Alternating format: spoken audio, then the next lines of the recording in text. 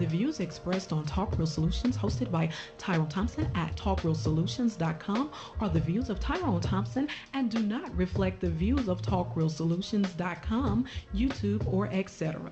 The content here belongs to Talk Real Solutions and its many contributors. Views and opinions expressed by all contributors belong to them and not talkrealsolutions.com or Tyrone Thompson, the host, or etc. All data and information provided on the site is for informational purposes only. Talk Real Solutions makes no representations as to accuracy, completeness, correctness, suitability, or validity of any information on this site and will not be liable for any errors, omissions, or delays in this information or any losses, injuries, or damages arising from its display or use. All information is provided on an as-is basis.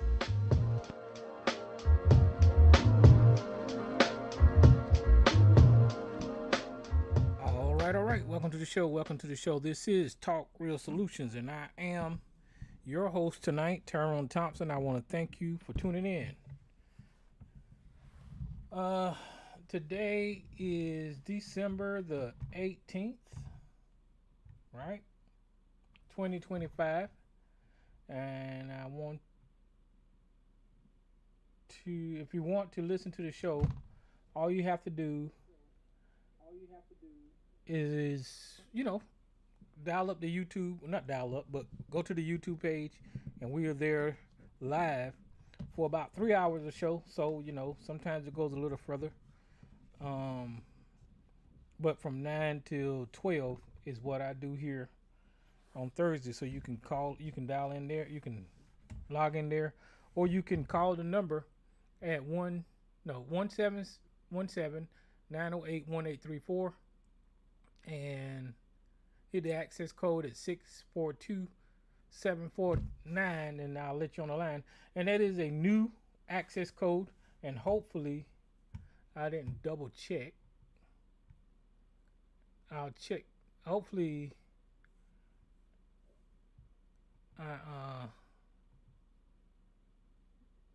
yeah. The new number is in the description of the show, and it's on the screen. So if y'all have problems, it's probably because I changed the access code, and that's the new number. And hopefully changing the access code, the people that was having problems with whenever they do dial in on their own, hopefully y'all not having those problems no more. And if you are, just let me know. The next thing I can do is change. What can I change? I guess I could change the password. But hopefully that fixed the problem. And I don't know what was going on, but I do know that the history of Talk Real Solutions, people that have the access code fuck with the switchboard and all that kind of stuff, and and that stems from I don't know, it's silly to me, but that stems from people getting mad in these conversations and wanting to get back at each other and all of that kind of stuff. So I understand that. What's up, East Coast? So I get it. I don't think it's right no more. I understood back in the day. I never fucking understood that shit.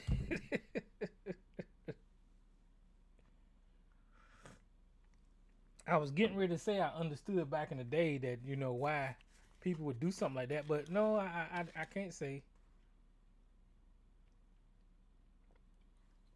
I can't say that I never understood why people would log into the switchboard and do stuff like that. But this is Talk Real Solutions. And I never really, I don't know, I guess I never really held people accountable for that type of shit. I do know I was a different type of person, because I would cuss you out, I would try to embarrass you, I would say all kinds of stuff to hurt your feelings and all that kind of stuff. But I don't really do that no more. But anyway, hopefully people are able to get in. What's up, ABC? What was that, Tyrone? What was what? You hear something on the stream? Let me turn my other speaker on, see if I can hear something. I heard you talking about the switchboard. Oh, I was just saying people, I was just reminiscing on how it used to be when people used to get mad and log into the switchboard and all that kind of stuff. And I was trying to justify their actions in my head, but I couldn't come up with no reason. And I was just saying that I hope the new access code is fixed a lot of those problems you guys was complaining about recently. So, and then I was asking myself, why would people do something like that? And I don't understand why people would do something like that, but they did because they had access and they got mad with each other. Well, you one of them, y'all would get mad with each other and y'all would fuck with each other in that way. So hopefully, you know, me changing the access code fixes that. Now I can wish that y'all grow the fuck up, but that ain't that ain't gonna never happen. They did it to me. ABC, you did it too. Jesus Christ. I just talked to Howard the other day. He swear up and down he ain't never fucked with the boy. And now you in the chat room saying that they did it to you. Y'all won't take the responsibility for what y'all fucking do. So all y'all did it. All y'all did it. All y'all did it. So I think I was just talking to Howard and he swore up and down he didn't do it. But I remember recently on one of your shows where he was either dialing in or opening his lines or something like that, and he swore up and down he didn't do that shit. I wish I could find that show and let him listen, but he swore up and down he didn't do it, and I can't argue with that. That's a grown man. So if he believe he didn't do it, I don't know what else to say. But it ain't gonna stop. It ain't gonna stop nothing. Howard's cool with me. You cool with me. So I think that y'all need to get together and probably make up and stuff, kiss and make up, and have a Howard and ABC show. That's what y'all should do. Y'all should kiss and make up and make amends and all that good stuff. But okay, so that's that for that. I gave y'all the phone number to call in. I'm Tyrone. You know, welcome to the show. So what we got going on this week? Listen, I honestly, like I say every week, I just throw up my hands.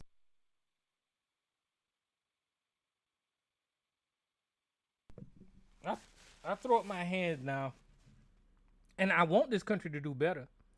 I want this country to kind of get back on a normal way of being.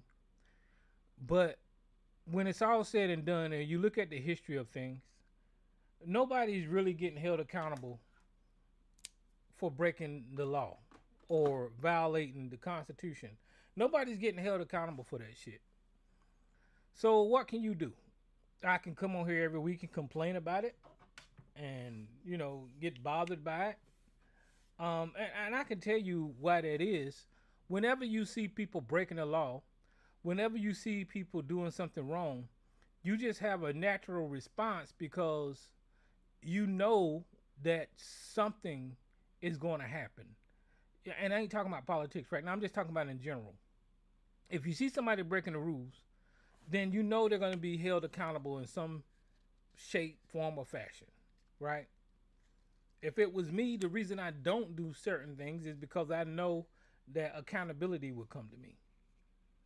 And whenever you see these people in high positions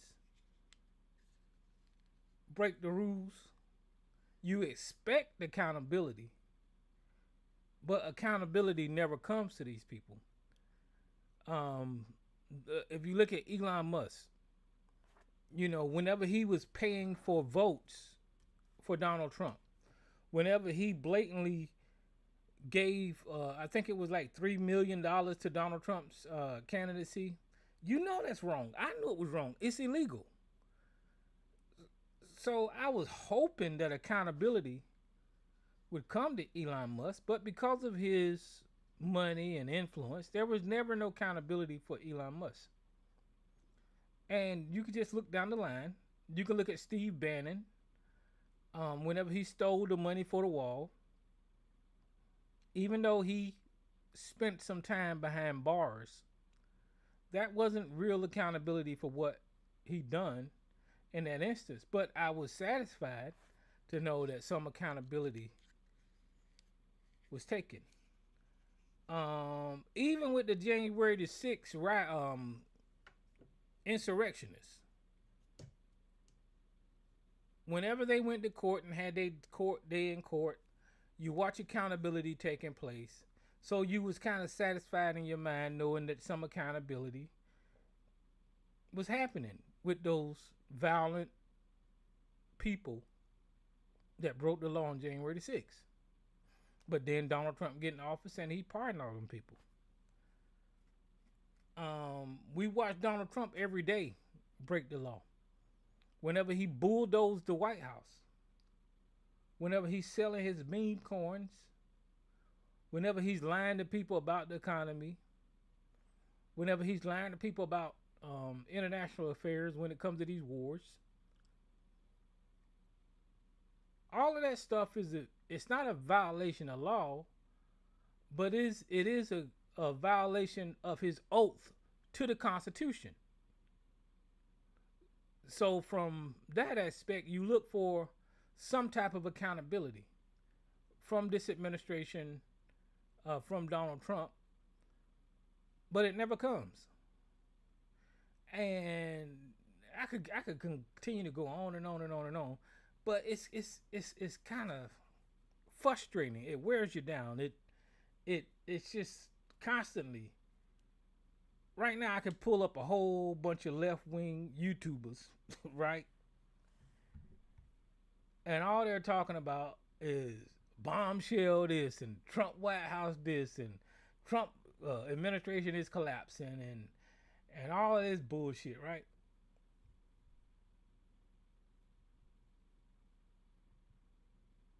But when it's all said and done, even though the headlines might grab you, it's all bullshit because there's never going to be no accountability. Never. There's never going to be no accountability.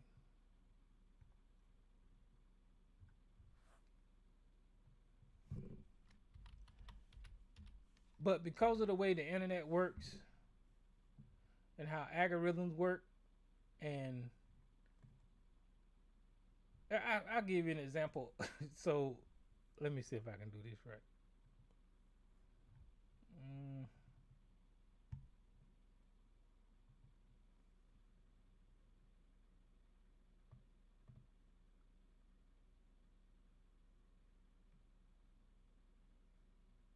is this it? Nope. Okay, so I just I just put Trump in the search engine right on this YouTube page, and then you see all of these headlines from the Wall Street Journal, ABC News, Fox Business, CNBC.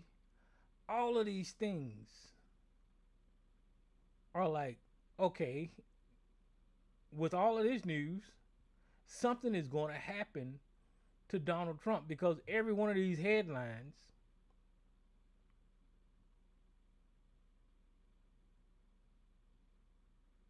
well, not all of these, hold on. Wait a minute, hold on, I'm lying. I'll start here with the friendship with Jeffrey Epstein. All of these headlines are really, no. This I'll do it like this right here because this is what I usually see in the headline.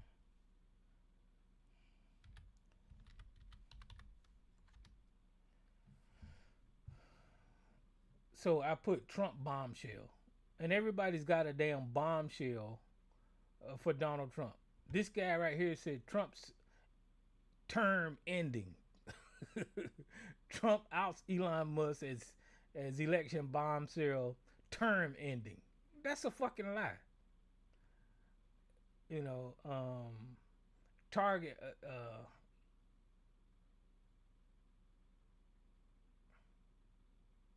Trump shaken as Congress drops Article 2, Section 4. That's a fucking lie.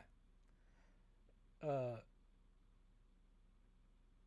Trump partied with underage girls in Epstein bombshell. That should be fucking goddamn impeachment worthy. Trump bombshell as Supreme Court ruling cuts his power. That's another goddamn lie. My point is the algorithm steady feeds you these bombshells about Trump. And a part of your subconscious be like, okay, well, what's going to happen now? What's going to happen now? Nothing for the next motherfucking 3 years is going to happen. I don't give a fuck how many people, right, that Donald Trump has ended his term by doing such. The only way Donald Trump is going to end his term is nature going to take him out of here with his failing health. That's it. That is the only way that Donald Trump is going to leave that seat. And this is just Tyrone saying that. There's no legal means that no matter what Donald Trump does, how illegal it may be, that the normal procedures that would normally hold somebody accountable, that is going to hold Donald Trump accountable. That's just not going to happen. It's not going to happen. So I'm saying all that to say is, what's the point of following this shit?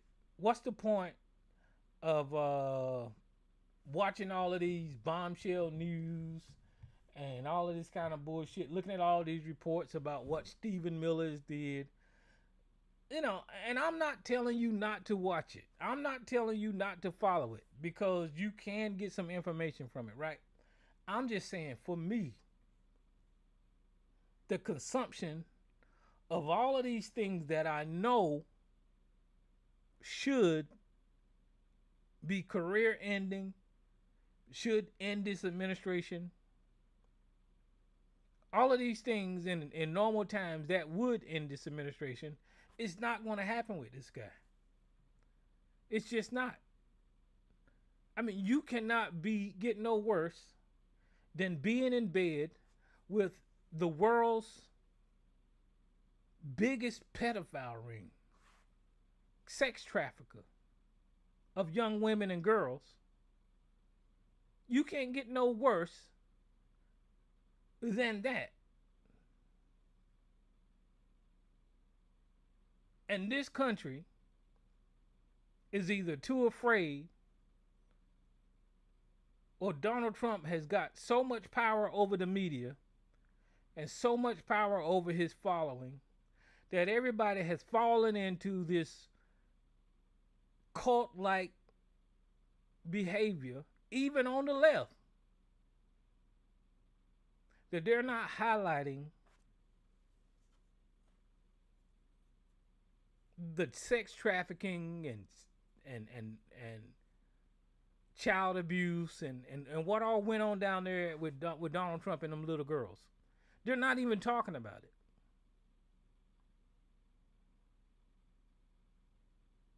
I know that tomorrow the Epstein files are supposed to be released, right? And let me check. They're supposed to be... Yeah, I think the Epstein's files are supposed to be released tomorrow. When Donald Trump signed that law,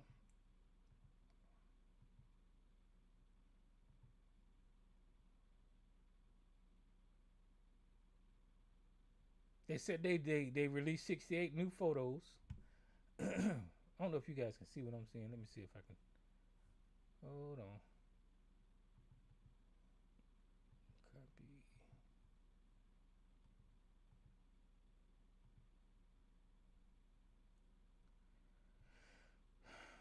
Copy. Yeah, right here. Democrats release more photos with the promise of more to come. But I think tomorrow the Epstein files is supposed to be fully released.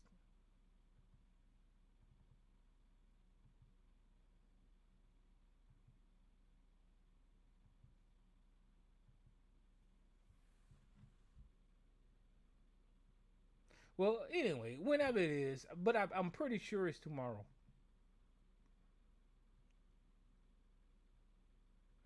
Whenever it is, whatever comes out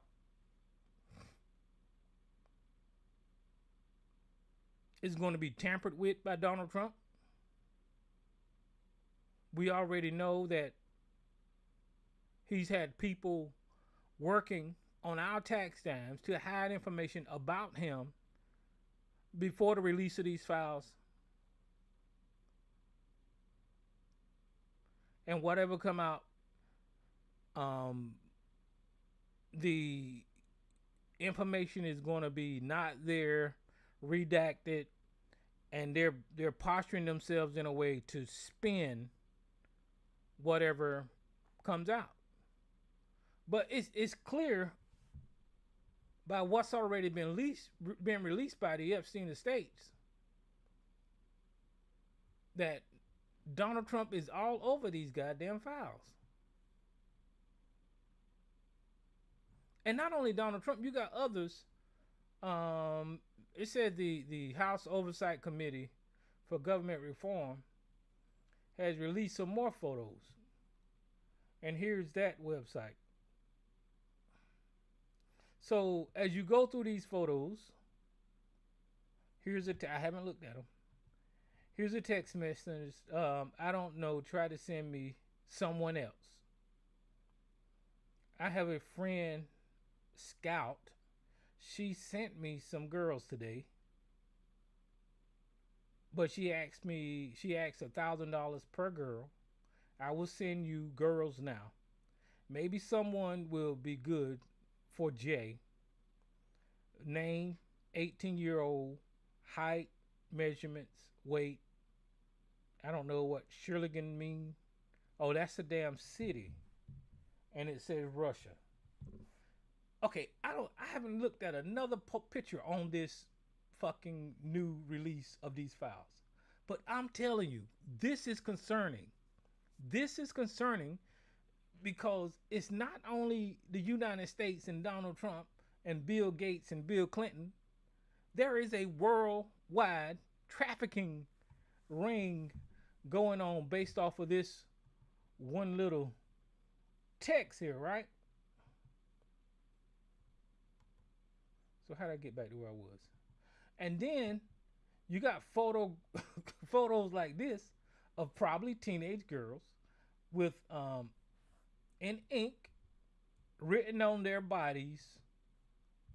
And I kind of went over with you guys a while back about this Lolita book. It was a pedophile movie that these pedophiles named a airplane after, and they're all into representing Lolita for some damn reason. And they wrote Lolita on this girl's chest, and this is probably the tip of the tongue taking a trip of 3 steps down the palate to tap. I don't know what that means. At 3 of the teeth. I don't know what that means, but it's probably a passage out of that child porn novel that these people are so fascinated by, right? Here's another picture of probably a young girl, once again referring to, well, there's the book in the picture, Lolita, the book that they made a movie out of. She was so low, plain low, in the morning, standing 4 feet 10 in one sock. That's probably another passage out of the book. These rich people are sick. She was Lola in slack. I don't know what the fuck that means. She was Bali at school. Don't know what the fuck that means.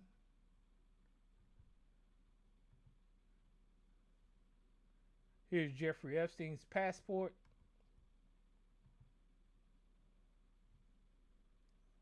I can't zoom in, but there's a piece of paper. Here's someone else's passport. Look, this is a Russian passport. Once again, international. This shit should be concerning to our government, right?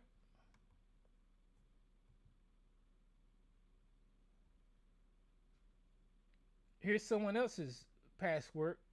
That looks like it's from, I don't know this place here, but it looks like it's from like one of those Arabic countries, maybe Saudi Arabia or something like that. International, right? Let me see what else.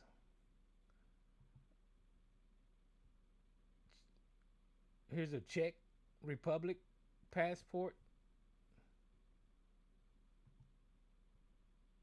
Jeffrey Epstein with oh my goodness, this guy is a left wing. What is this guy's name? I can't think of this guy's name. Um Shit. But he's a very popular I'm gonna say philosopher of left wing ideology. And Noam Kremsky, I think that's his name. Noam something. Noam something. Noam, is it Noam? What the fuck is this guy's name?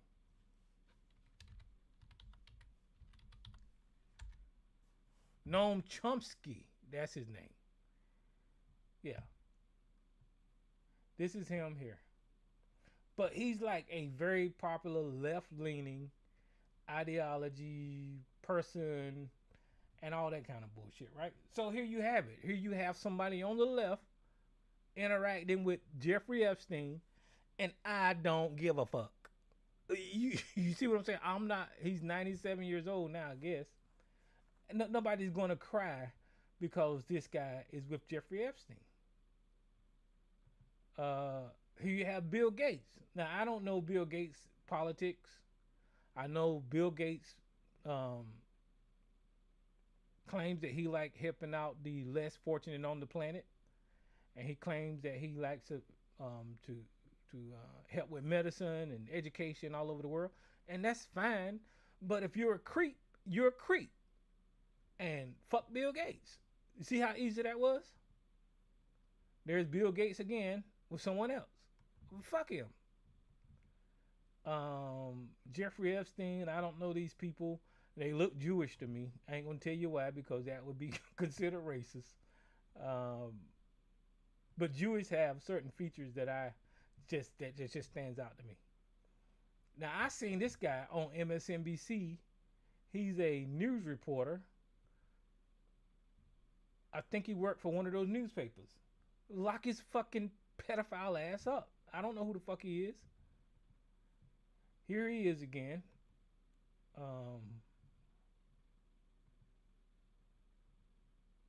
Don't know what that means.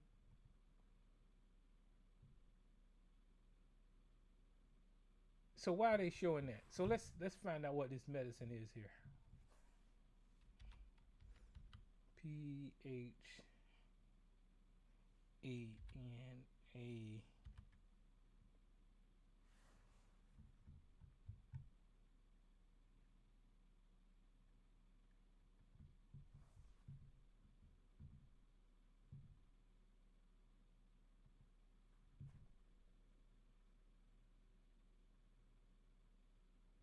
I don't know. It looked like an antibiotic. It says this medicine here relieves symptoms caused by irritation of urinary tract, such as pain, burning, and passing frequent small amounts of urine. It works by numbing the lining of the urinary tract, which decreases pain. It's not an antibiotic, so I was wrong. It will not treat the urinary tract infections. This medicine has been used for other purposes. Ask your healthcare provider, pharmacist. So what is it used for?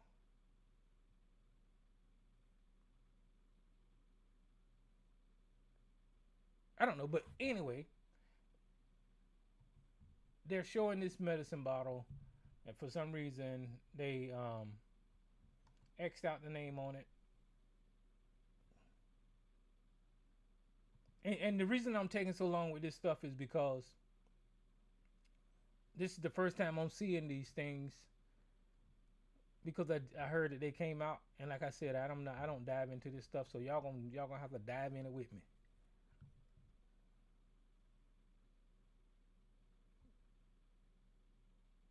I don't know what they doing there.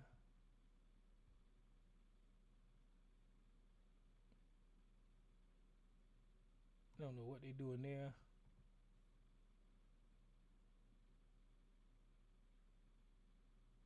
Well, and then the reason I say international, so here's some more Arabic, or I don't know, Muslim involvement with this thing.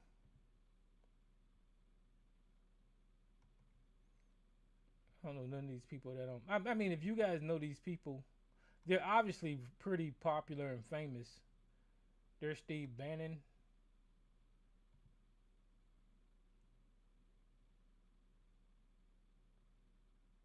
and I think this looks like Woody Allen here. We all know he's a creep. That looks like another Jewish guy. That's just my perception. That's the police. He had a police station. I don't know. These are rich, wealthy uh, people that exploits society.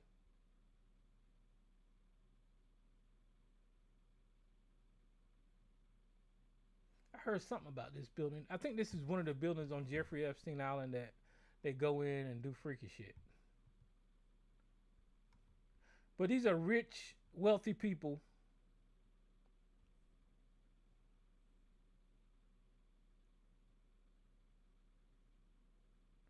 This is a map of the island, I guess.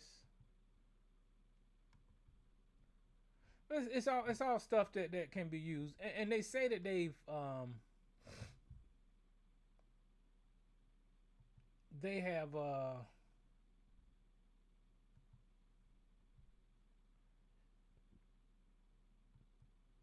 have dropped more information, but not from the FBI files.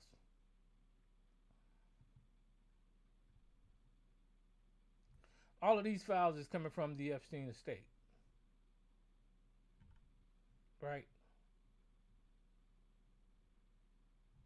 So we need to be clear and make a distinction of all the information that we receive so far have not come from the Trump administration. They have not come from the Trump administration. And because the Epstein estate,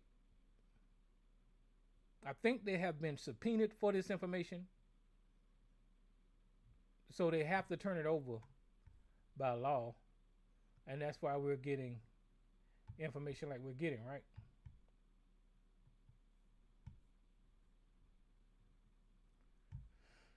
Oh,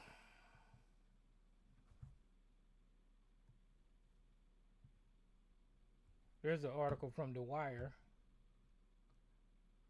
and it says Democrats on the House Committee on Oversight and Government Reform published additional photos. I think those are the ones that we just went through.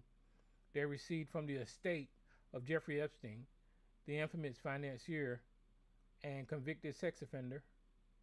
The release follows another one from last week, which committee Democrats said were pulled from a set of over 95,000 photos. 95,000 photos. And the photos include a more candid shots of powerful famous men, including Google co-founder Sergey Brin, Bill Gates, New York Times option card, David Brooks. That's who that guy I couldn't figure out was, David Brooks. And then Woody Allen and Noam Chomsky and Steve Bannon. So the release did not include information about the where or when the photos were taken. However, several photos appear to be taken at the edge of the billionaire's diner in 2011, where several other tech moguls and wealthy individuals were photographed. The webpage featuring the photos include a quote from a 2000 Wired story in which a long-standing dinner series was briefly mentioned. An email addressed and listed in the Edge's website did not respond to the wire's request for comment.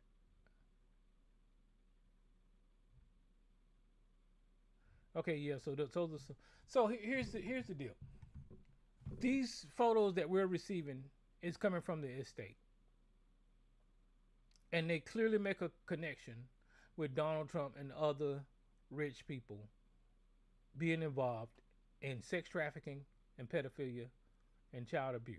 There's a clear connection there. And here's why I'm frustrated. Not only with politics, but with the legal system and the justice system in the country, is because we know we can see Noam Chomsky's face with a pedophile. We can see Bill Gates' face with a pedophile. We can see Donald Trump's face with a pedophile. All of these people should be drug into court. There should be hearings. There should be some type of accountability. But just like there is no accountability for the political corruption in Washington, there is no accountability for these rich white men for trafficking and abuse. So nothing is happening.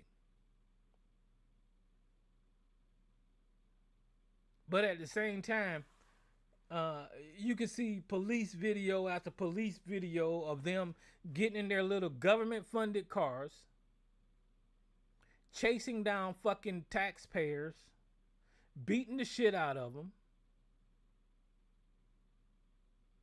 The taser is the new nightstick, tasing them and sometimes murdering them for small offenses, traffic violations, probably being disruptive at a club while they're, intoxicated. Those offenses causes you to get abuse and sometimes lose your life. But whenever we see the corruption of the rich and famous, they don't a goddamn thing happen to these people. Nothing. Where's the articles, the endless articles about Bill Gates' association with Jeffrey Epstein? Where's the reporting about Noam Chomsky's visit to the island?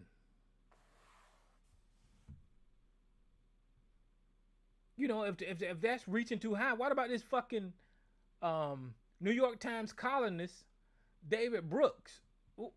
Where's the reporting about David Brooks on the island?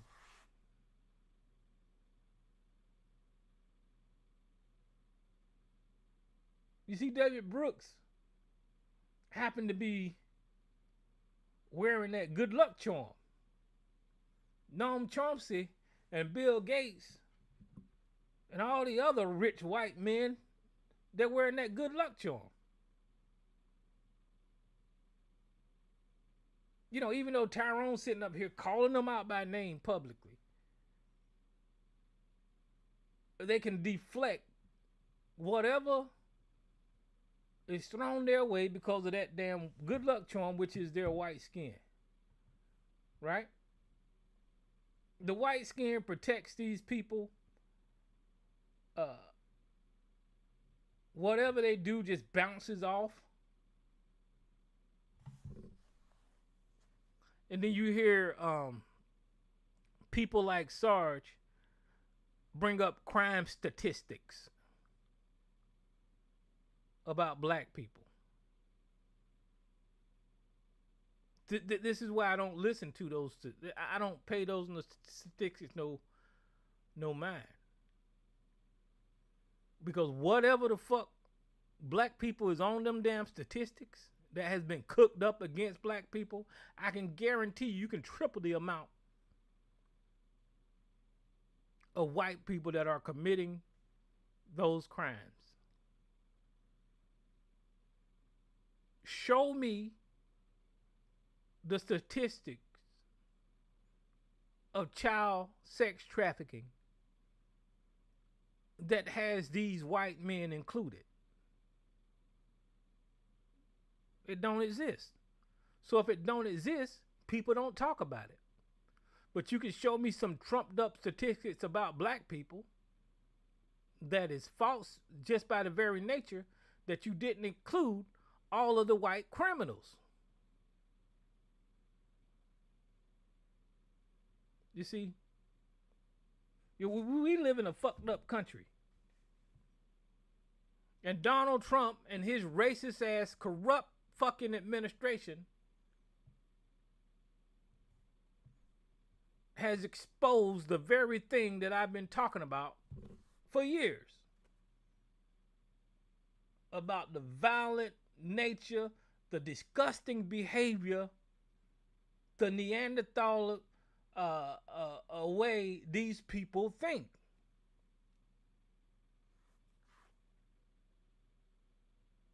And if you think about it on the most simple level, what we're watching here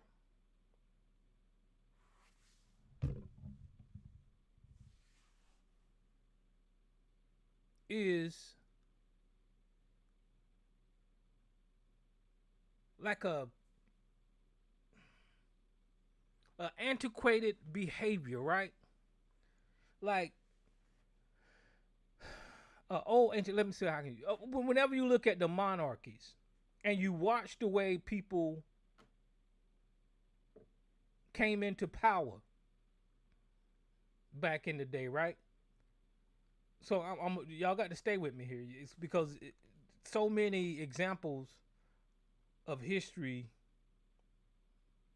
kind of confirm what I'm saying here. But if you watch the way one kingdom was taken over from another kingdom, and now that kingdom is ruling, it was nothing but conquest, brutality, murdering, and then once they win the castle,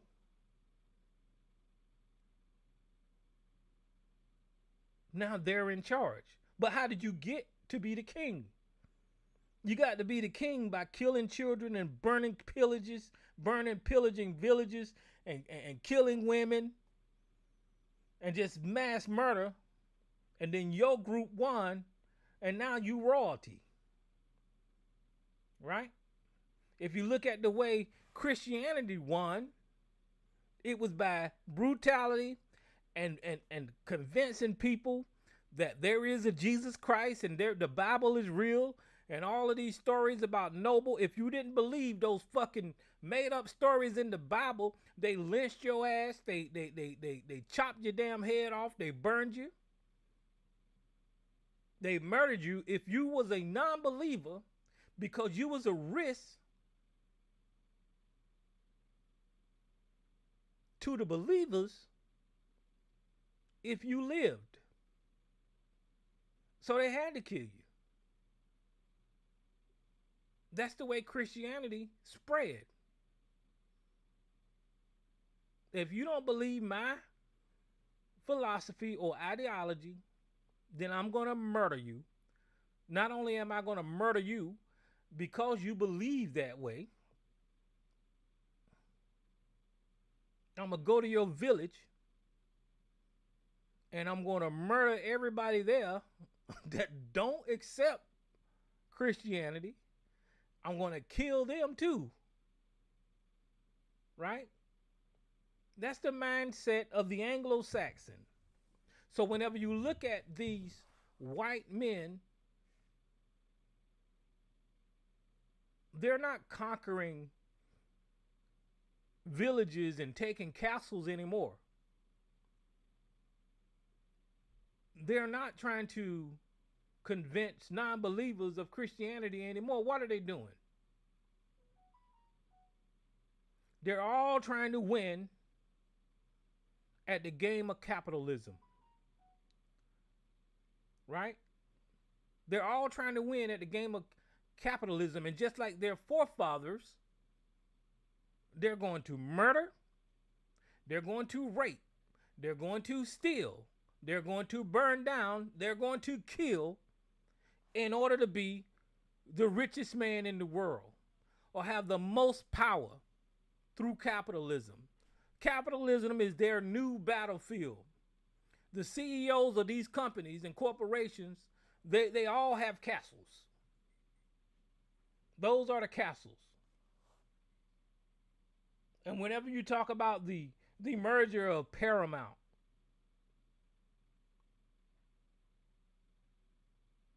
or Amazon gobbling up these companies, or the Sears and the Radio Shacks and these other small stores going out of business, right? We hear it in those terms. But if you look at it in the terms of how they used to conquer things, it's just the rich and powerful just conquering all of these organizations and companies and gobbling them up for capitalism now. That's what's going on. Now, could the average person back in the day stop what was going on whenever it came to conquering? I don't think they could. So that's the position that we find ourselves in.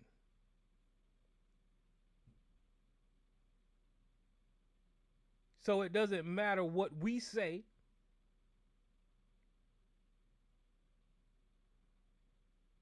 Or what we call out. No matter how wrong it is, they're going to continue to march forward. And not only that, back in the day, when they was conquering those villages and taking over those castles, you had people that was in those villages that all of a sudden started, without even being forced, they converted to be on the winning side. That's where you get the ABCs and sergeants from, right? If you was a pagan back in the day during the Christian Crusades and that was your belief, if you believed in astrology and you seen those red crosses coming across the hill and your whole family was pagans and you didn't want to die, guess what you did? You put on a goddamn red cross. Fuck that paganism. That's where you get the ABCs and sergeants from. Their behavior is genetically implanted in them. So, but you can relate them to because they are black people, you can relate them to the coons back in slavery time, that those genetics just got stronger, and the people that were revolutionaries, right? The people that fought against the system, the people that recognized that something was wrong, they always found their head on a stake. The government always come for them and try to murder them. They even wrote in their Bibles that anybody that opposes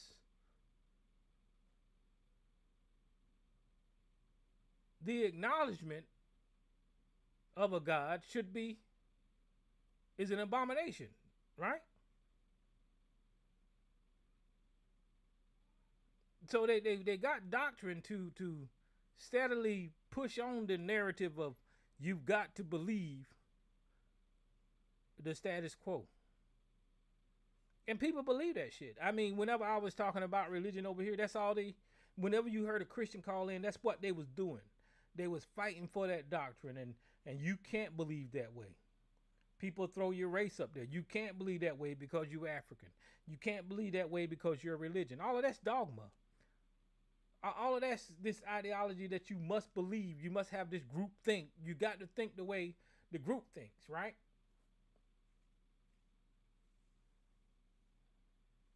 But the rebel separates themselves from that. And I'm not saying I'm some type of fucking rebel or whatever, but you have a rebellious mindset, right? I don't follow what everybody else does.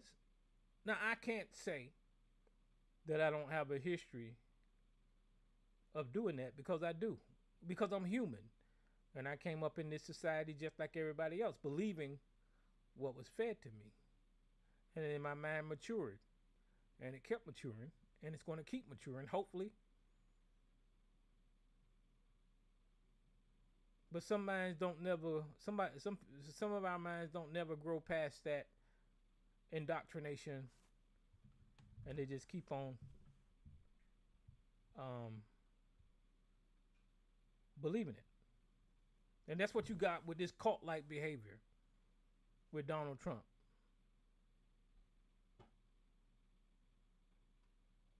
And I told y'all, and I say it right now. It fascinates me how fast this happened. It fascinates me. Without Donald Trump getting on his horses with his red crosses and murdering people, the mentality, the weak-minded Americans and the racists all came up under this one idea of hating other human beings, and they crown themselves with the MAGA title, and then you have your cult with false promises and lies. People believe this guy for some reason. I don't know. And we got a couple here that kind of fell up under that mindset. But I understand it because, like I said, historically, whenever you looked at all the conquering and all that kind of bullshit, and people seeing who the winning team was, they easily went to the winning side. So they figured, since Donald Trump was a white man, since Donald Trump was rich, since Donald Trump was popular and famous, and he was on TV, he was on the winning side, because this country was politically ignorant and not putting the qualifications of the candidate first and looking at all of this simple shit and not looking at a candidate that knew about politics, that had a history of handling international affairs, that had a history of handling economics, and had a history of actually working and improving a functioning democracy. That shit didn't matter to the Trump people, and it still don't matter to him. So now what he's doing is he doubling down on the ignorance of his base.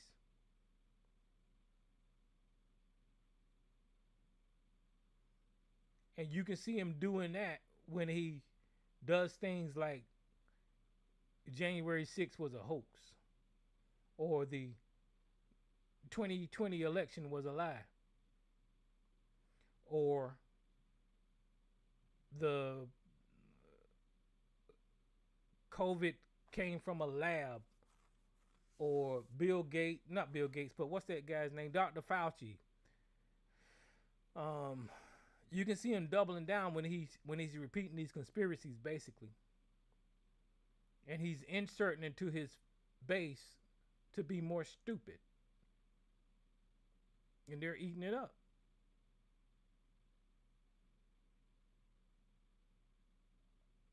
Because he's exploiting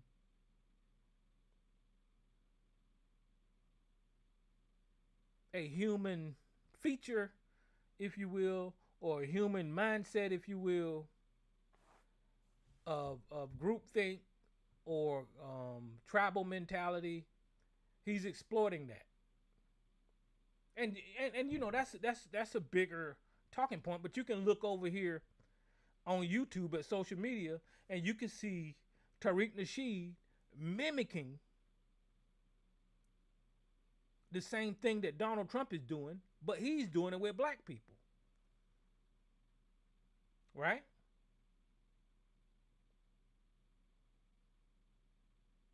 He'll make a promise.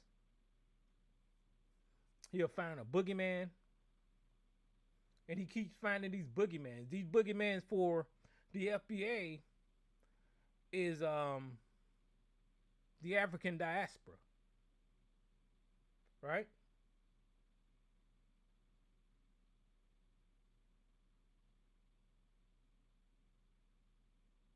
If you some type of black person that wasn't a slave descendant, instead of having a rational conversation about Africans in the diaspora and actually educating people on their position in the diaspora, you the enemy. So all of these movements got to have a bad guy.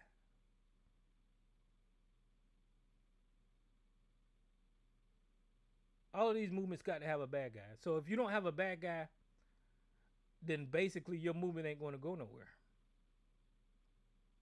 You got I don't give a fuck where you look at. Somebody's got to be the bad guy. So to Donald Trump and his movement, the bad guy is black people. And they got multiple bad guys. The bad guy is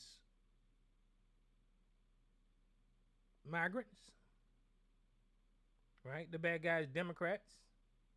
The bad guy is liberals. They got to have a bad guy. Even if you look at the KKK, they've got to have a bad guy. In the KKK or racist white people, their bad guys, black people. Or Jews. Right? Even the Jews got to have a bad guy. The Jewish bad guy is anybody that don't support Zionism. So they label them anti-Semitic. So if you're anti-Semitic because the Jewish people labeled you anti-Semitic, you're the Jewish bad guy. Everybody got to have a bad guy. And the people in charge know about this system. And they know how to exploit that system.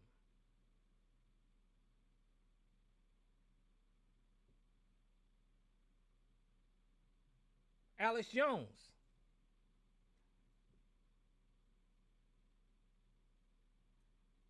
His movement had a bad guy.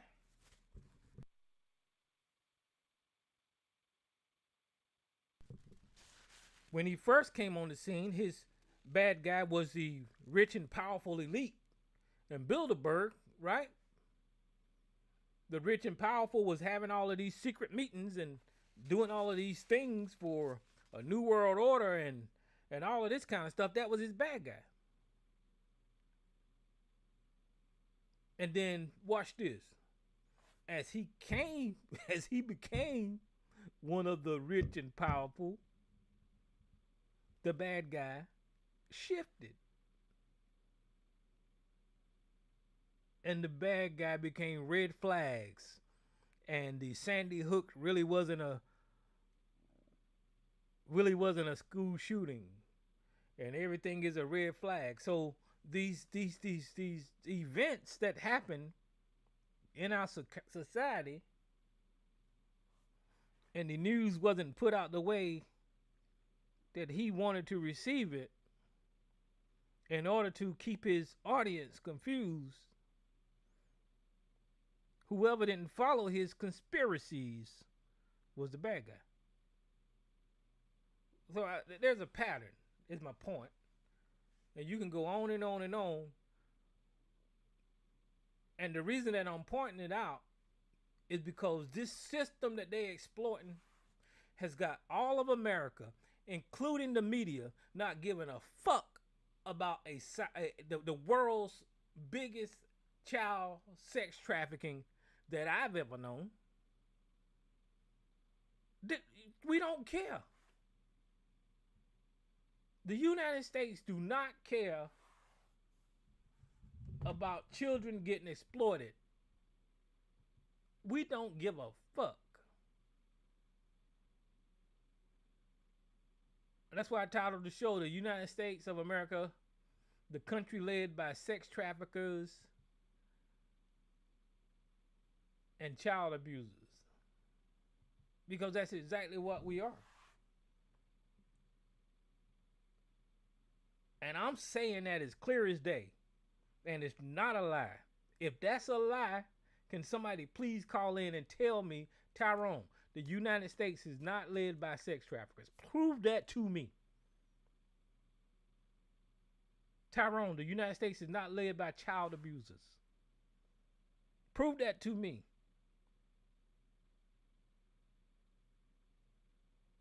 When Donald Trump used the entire power and force of his office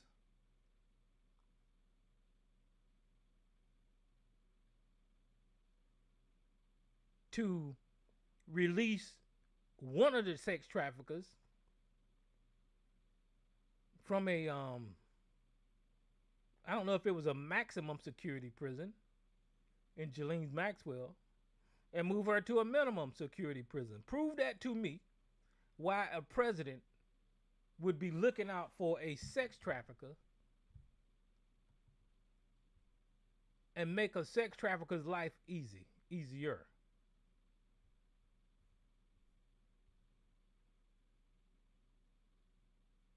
That is evidence number one that we are led. I guess I need to stop saying those words.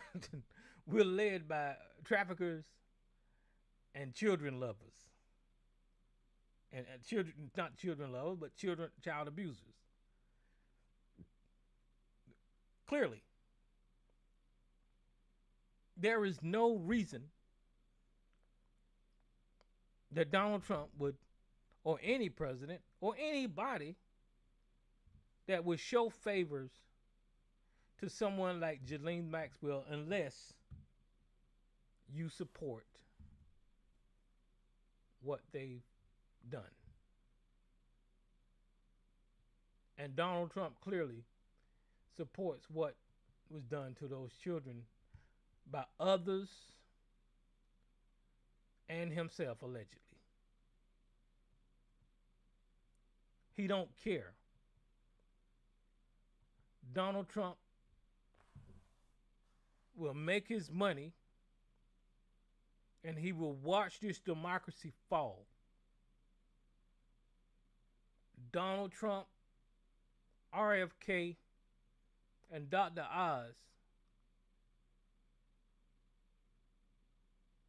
are the worst healthcare providers that any nation has ever seen.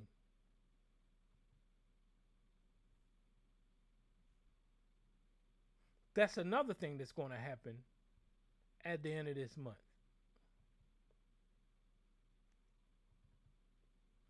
The health care is going to go away for a lot of people. Right? And people are going to die. That's what happens when you don't have access to health care. People die because of lack of access. Now, once again, you will have a conversation akin to what we had in COVID initially. Because initially in COVID, the conversation was, it's not that bad. People aren't dying. It's not affecting a lot of people, right? You remember hearing those conversations? And then when numbers started coming in, you had to stick to that story and say, question the data. Well, how do you know where those numbers came from? Those numbers aren't true. Even though people were dying from your side of the aisle, from my side of the aisle, all over the fucking world, people were dying left and right. So you had to double down. So with the healthcare conversation, even though it makes sense, and common sense tells you that if you don't have access to healthcare, people are going to die. You're going to hear pushback from people when the death toll starts going over. It's not going to be pandemic levels, but you're going to hear families complaining about them not being able to have access and a family member would have been able to live if they would have been able to have insurance. And then you're going to hear the pushback. We don't know if that's true. And how do we know that these people are dying? We're going to hear this stupid shit. That's why we live in the dumbest country on the goddamn planet. And time again, we heard, I think Sarge is in the chat room. Yeah, he's in there. We heard Sarge come on here and say that the Republicans has a health care plan. When they really didn't. They were lying. Remember I was telling you how they lied to you? They told us over and over again that they had a health care plan. Donald Trump said it over and over and over and over again. Let me see if I can find a video of Donald Trump saying that we had health care.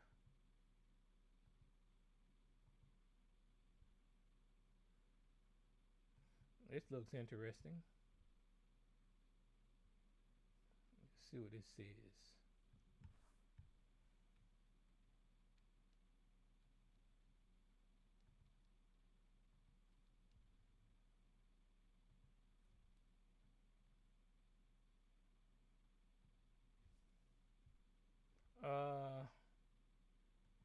Let's see if I can get it in here.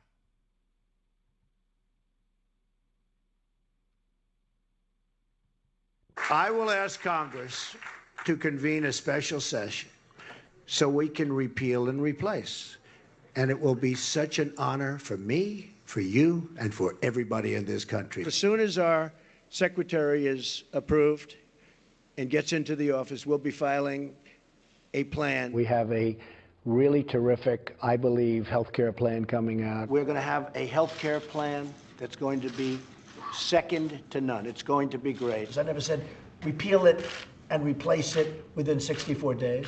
I have a long time. It's been very much misreported that we failed with healthcare. We haven't failed. We're negotiating, and we continue to negotiate. We have two plans coming out in a very short period of time. We're going to come up with a health care plan. We're not going to vote on it until after the election. The plan is coming out over the next 4 weeks. We're going to produce phenomenal health care, and we already have the concept of the plan. We'll be announcing that in about 2 months, maybe less. We have a great plan coming out. It's going to be if we can take back the House. We're signing a health care plan within 2 weeks, a full and complete healthcare plan. We're going to be doing a very inclusive healthcare plan. I'll be signing it sometime very soon. It might be Sunday, but it's going to be very soon. We're going to be introducing a tremendous healthcare plan sometime hopefully prior to the end of the month. It's just about completed now. All right. The reason that I played that is because you just heard Donald Trump lie time and time and time and time again. So why would he lie? Why would he continue to lie about this topic over and over again, knowing that he didn't have a health care plan? You know why? Because there's no accountability for him, and he knows that. You know why? Because he don't give a fuck about the American people's health care. You know why? Because he don't care about the death that is going to happen when this healthcare subsidies go out, either at the end of this month or it may have already kicked in. I don't know the exact date. He don't care. You know why? Because he's a billionaire racist piece of shit that every time his orange ass gets sick, they rush his ass to Walter Reed, or they call a doctor to his house, or wherever the fuck he's at. He can have access to health care because he is very rich. That's why he's lying. You know why? Because whenever the health care prices raise, he can once again start charging these medical institutions and the pharmaceutical companies for that pay for play that he's been in. Whenever you look at the media outlets paying him, Amazon paying him, Facebook paying him, which is a violation of the Monuments Clause, which is a violation of the Constitution, which is a law that he's breaking. He know that he's going to charge these medical industries just like he's been charging everybody else. He's already probably charging them. And they'll say, hey, Mr. President, we can't pay you this money, so you're going to have to ease up on these regulations for health care. And he don't give a fuck. Let them die. What about the old people, Mr. President? What about your seniors? I don't give a fuck. What about the babies? He don't give a fuck. All I have to do is go on TV and lie and say I've got a health care plan or I've got concepts of a plan, and it motherfucking works because the public don't push back. The media don't push back on these lies that he tell over and over and over again. How many times that we heard that he was coming up with a solution in Ukraine, and Vladimir Putin is walking over him like a little orange bitch? How many times that we heard that he has a solution in Israel, as he's constantly genociding the Palestinians? And not only that, he's emboldened himself, because now he's taking his power and he's literally started killing people in Venezuela,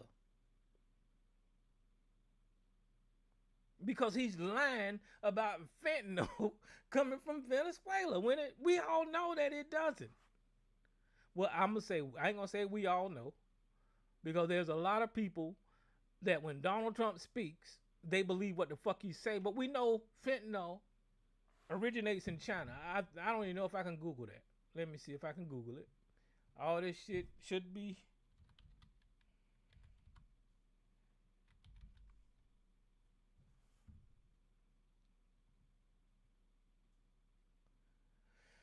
Let's see.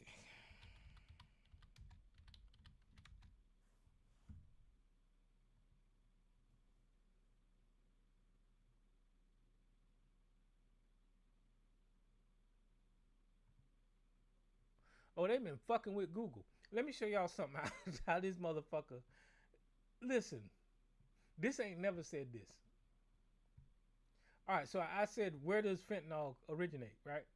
And then Google came up here and said the most illicit fentanyl found in the United States originates in Mexico. That is not true. And then they go on down here to say that, the manufacture of the drug using chemical precursors largely is a source in China. So that may be true. So if China made the precursors and then sends it to Mexico, so I kind of get what they're saying here. But that's my point. That China send the precursors of the chemicals to Mexico, and I guess they manufacture it in Mexico and then send it across the border. But what I want y'all to notice here is Venezuela is not in this goddamn equation. So whenever he's saying that he blowing up fucking people in Venezuela because of fentanyl, he would have been better off probably saying cocaine or something. I don't know. But we know that the sales of trafficking, the sales of cocaine, the sale of drugs, they haven't failed one bit because of these. Oh, shit, I've been talking for a long time. So look, I'm going to shut up and I'm going to open this line. And I know I was all over the place.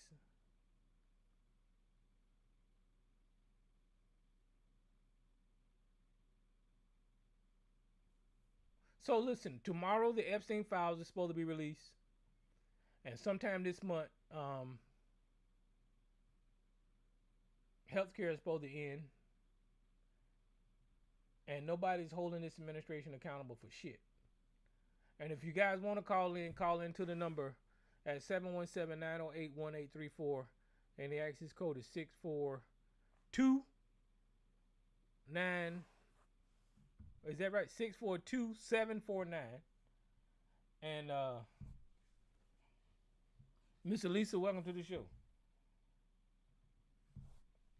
Hi, Tyrone. How you doing? What's happening? Nothing much. I was listening to some of the things that you were talking about. Um, I really don't have much to add to what you were saying. I agree with everything that you were saying.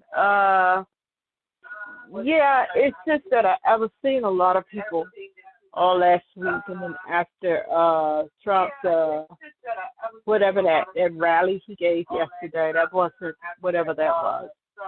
Yeah, I Uh, didn't see it. Did a you lot of watch it? people. No, I had no intentions on watching that. I got the highlights. I went and I got the highlights from it, and I saw the bits and pieces. But no, I wasn't going to watch that. I'm not going to sit and waste my time being lied to. That's all that was a lie fest. One of his hate. What's that? I'm not going to call it a hate rally because that's what he normally does. That was just a lie fest, and I'm not going to subject myself to that. But I think I heard just about everything that was discussed. I've read some of the things as well, and I don't know. Just the bulk of everything.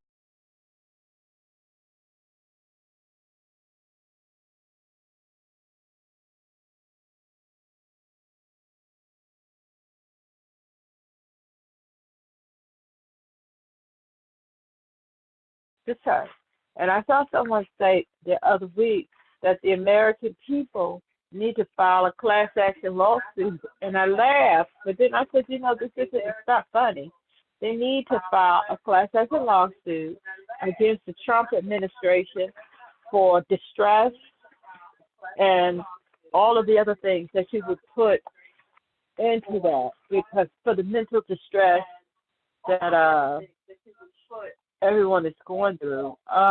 It just goes from one thing to the next. One day, so like you get a gain, and we don't get a gain, and we get a gain, and we don't get a gain, and everybody's just hoping and looking forward to, hopefully before the midterm, that some of this will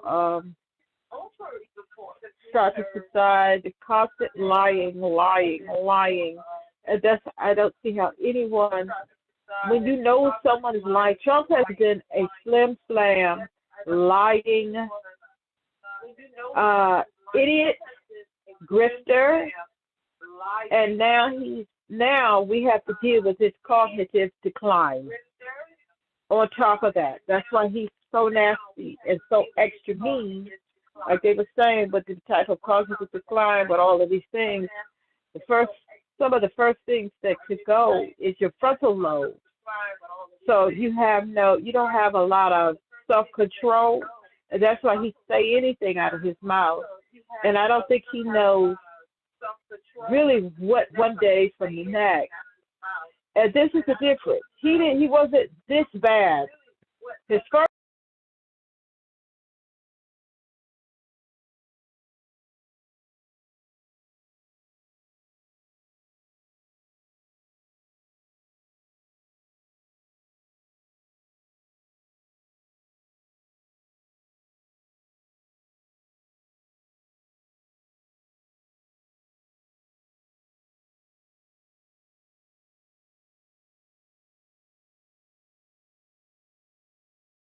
people in administration and not a lot of competence. That's why everything is just so messed up right now. And he's obviously mentally declined. His pronunciation of words, the rambling, all of that.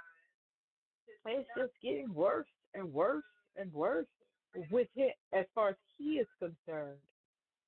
I just feel even those who think he's doing a great job, I think a lot of them are lying and lying to other people when they say that.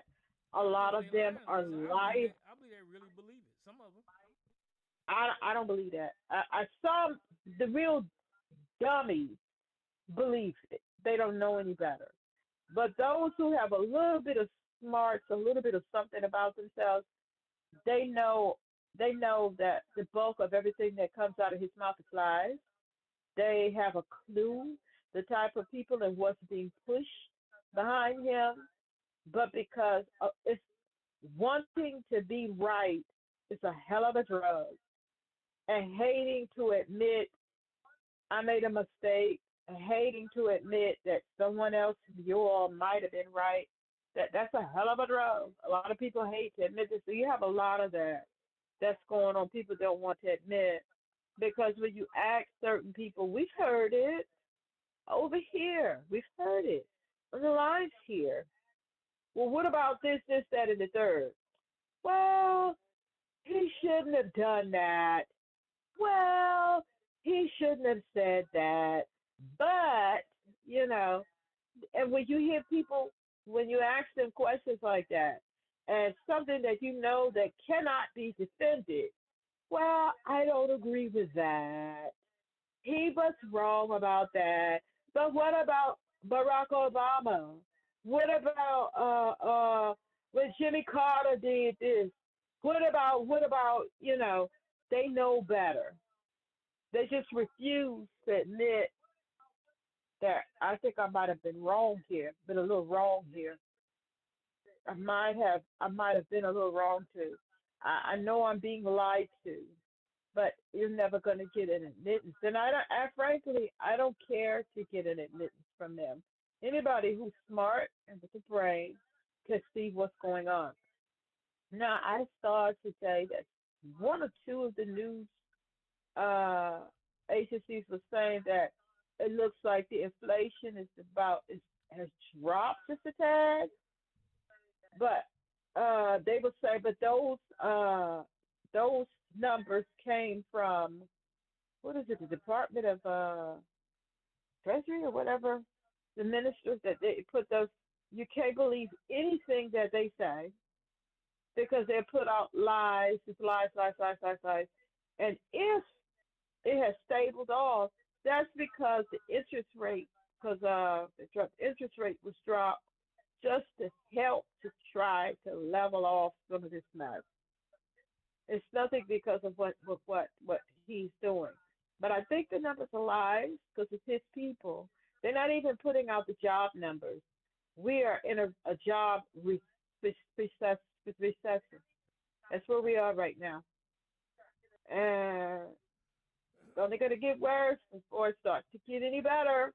And like his speech last night, that beautiful word, tariffs, tariffs, when we all know the taxes on the people and the people are paying the tariffs. And I saw someone say during his speech, he said he was going to give the service people, what was it, $1,700 or something like that?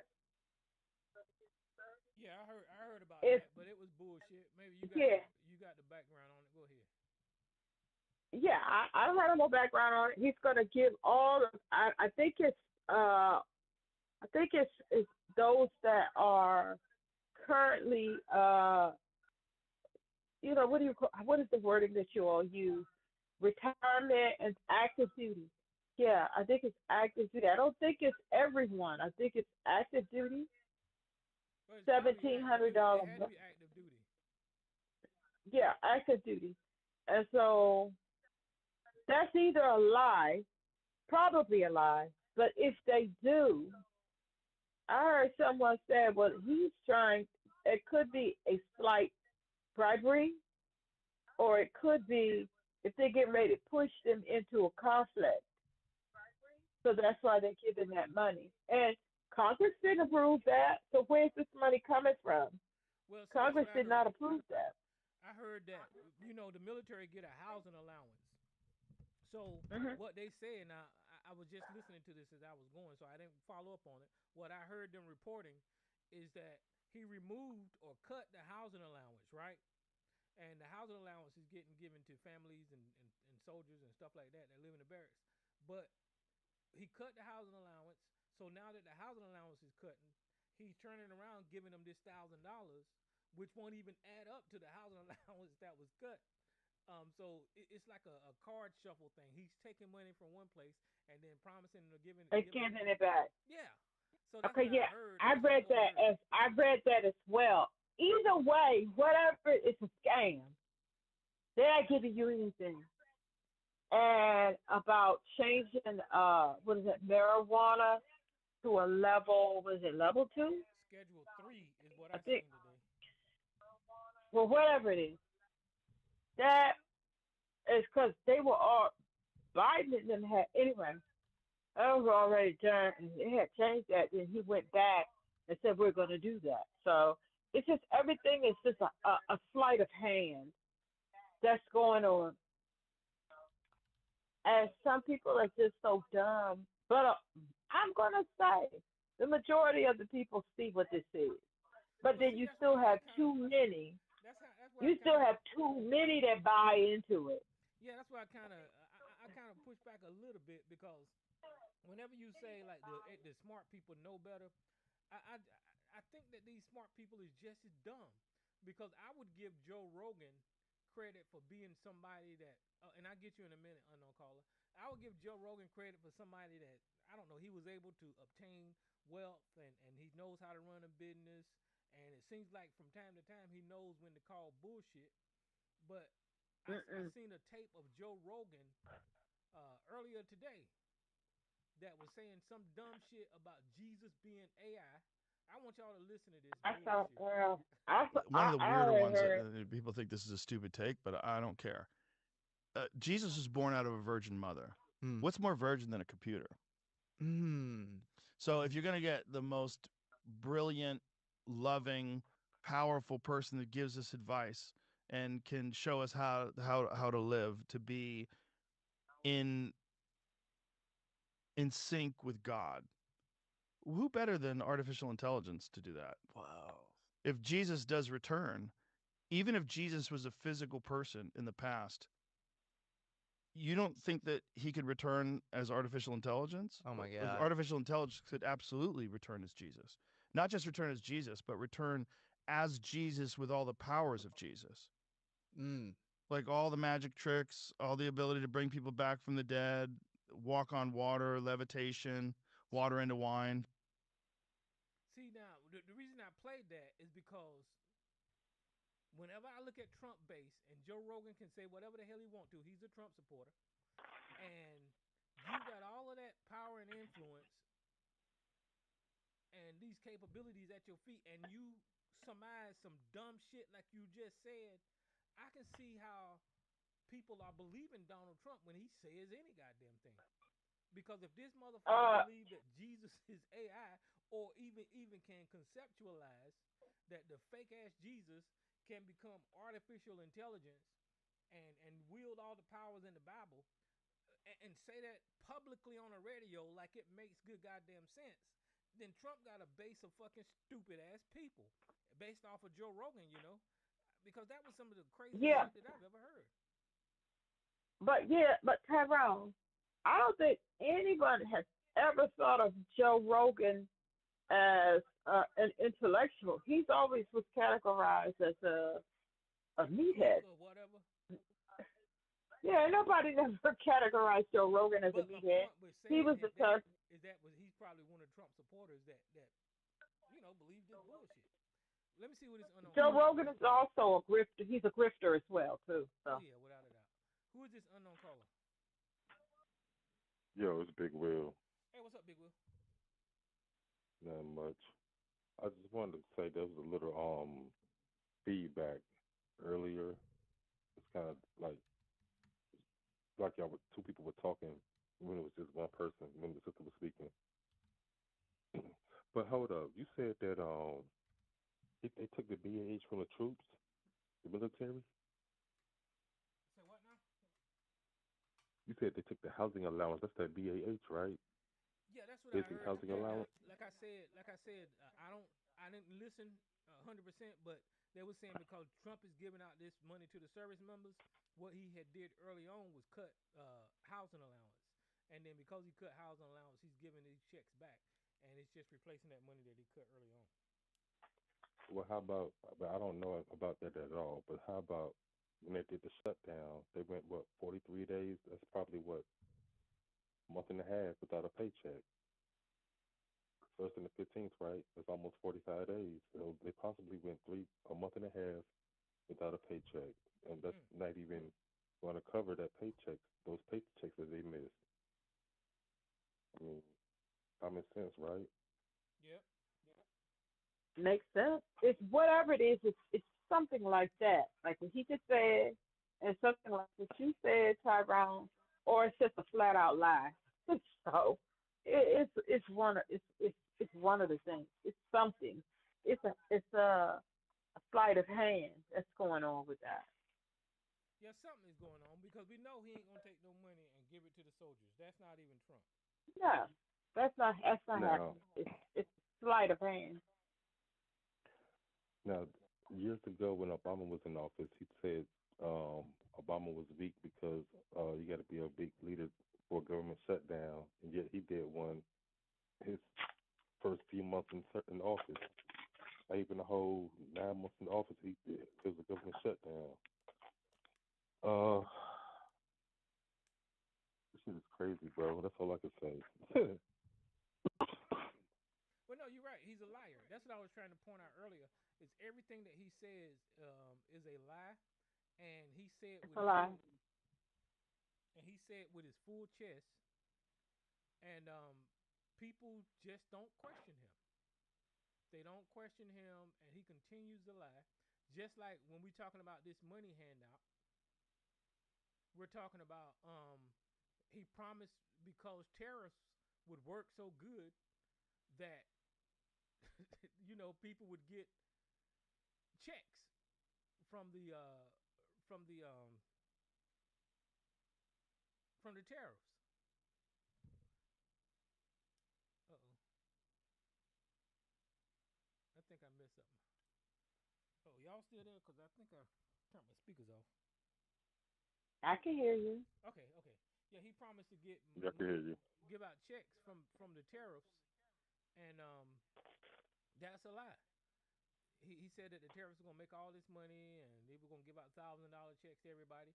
And then one point in time back in the day, I remember he was promising checks to white women that had white babies. He was gonna give out checks for that too. He's just a liar. So this money for the military, that's another damn lie. Whatever the hell he's talking about, he's probably trying to get some military people on his side, or he's trying to get some veterans on his side. I don't know what he's trying to do, but everything the man says is a fucking lie. It's a lie. And like how they was talking about for the IVF treatment, that's very expensive. It's expensive for people who want to have. They was gonna pay for that. It's gonna do that. And then I was reading. I think it was the New York Times and Washington Post that when they pushed through that last budget to open the government, that wasn't in the bill. So it's just a lie. I was like, oh my God, he made that big announcement, and it wasn't even in the bill to be funded, and stuff like that. So. Oh, and what was when we were shut down? The what do you call the people who were still working at the airport? I don't have my tablet, so I can't look. My tablet is charging. The people who work at the airport that showed up every day. Oh, the air traffic NT, controllers. no, NTS, the workers that, was it NTS and NST? I can't think of what you call it.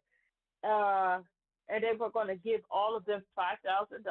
Remember that? Well, no, And he he had this actually big old.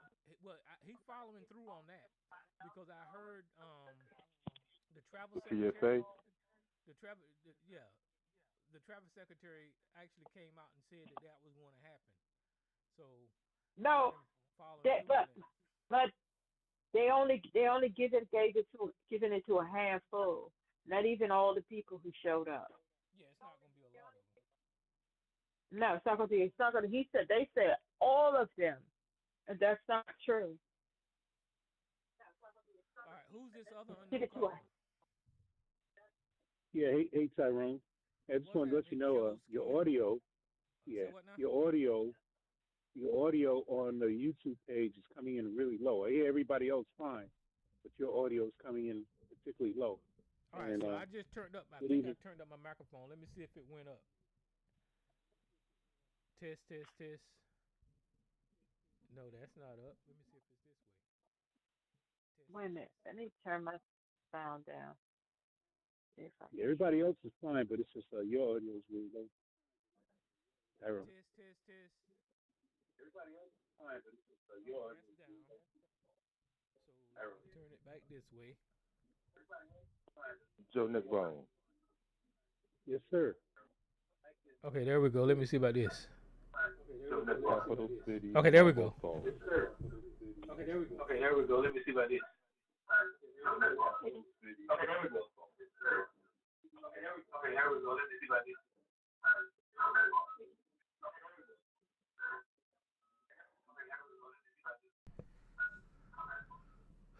Okay, go ahead, Big Will. I'm sorry. Yeah, that's all I want to say. Yeah, say good evening, everybody. I'm gonna mute myself. I got noise.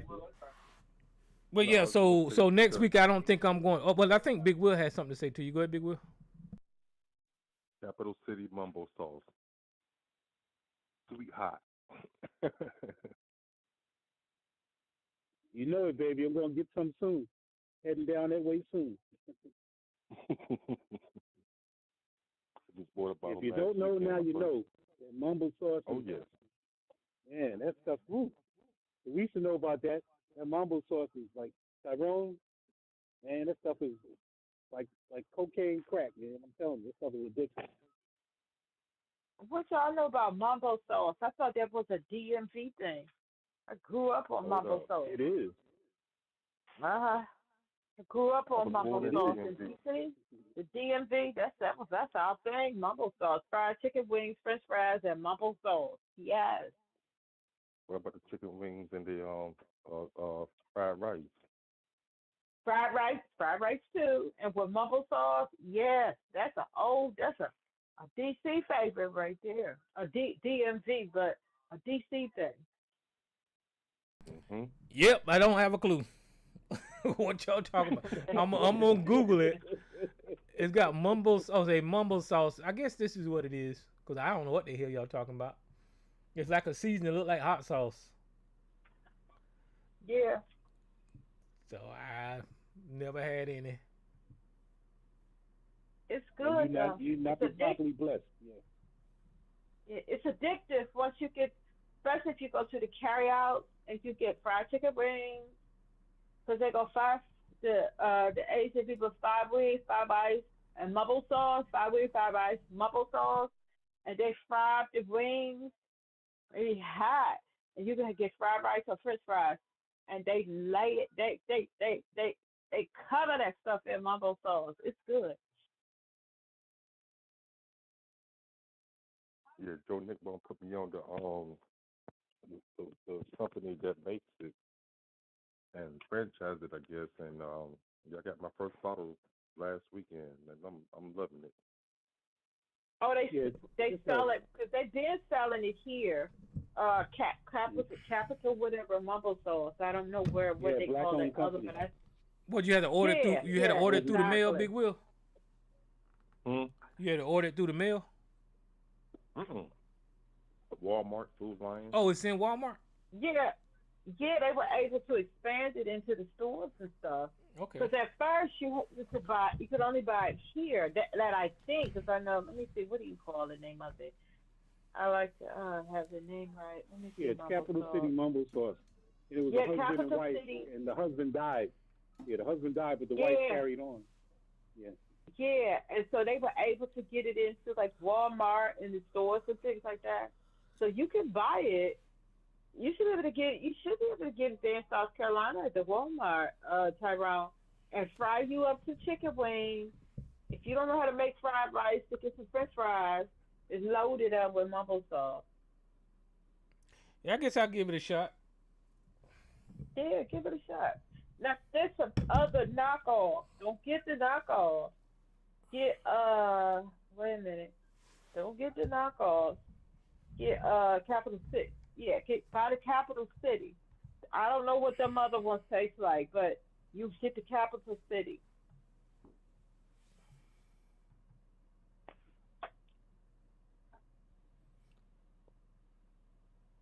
I haven't had it in years, but back when we were young, very youngins, and used to go to the club, and, or when you're leaving out and you want something to eat, stop at the carry out, and that's what we would get on our way home.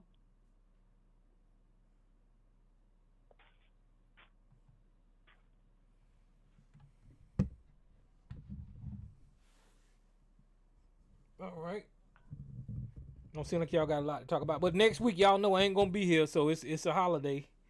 You know, I know y'all Yeah, got to celebrate the I birth want the birth of Jesus Christ. I know y'all want Jesus and celebrate Him, and probably so shot down. I know that's gonna a priority to y'all. So I'm gonna let y'all do that.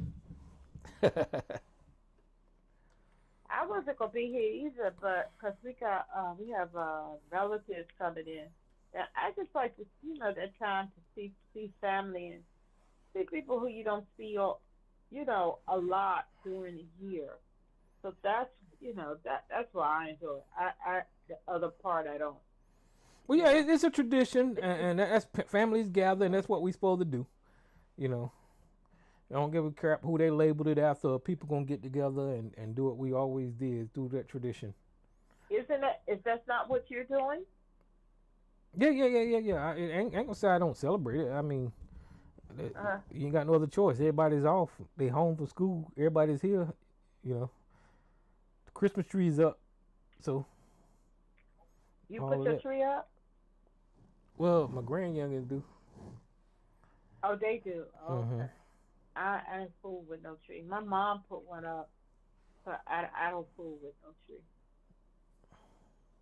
I used to when I was when I was married. I did, but now I'm to the point I don't have to fool with that. So sometimes I put a wreath on the door. I didn't even do that this year because I just don't really much feel like anything to do with the holiday. Yeah, But yeah. I'll go see the people and eat a little food. That's about it. And my nieces, I'm not buying them anything for. I'm not buying them nothing. Not this Well, why year you say that? because I'm not buying them anything.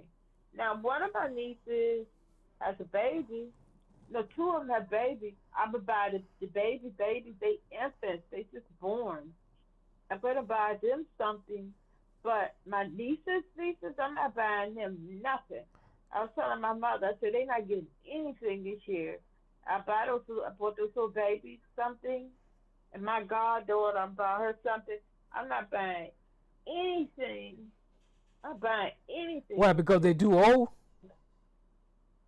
Who my nieces? Yeah. No, they're not too old. I'm just not buying them anything because I told most for the most part I'm not doing any shopping because Oh. I don't think we should be shopping and stuff like that. But for them babies, some little sleepers, what do you want, those little onesie things, a couple of those, and a little toy or something put in their hand. That's it. I'm not buying anything for anyone.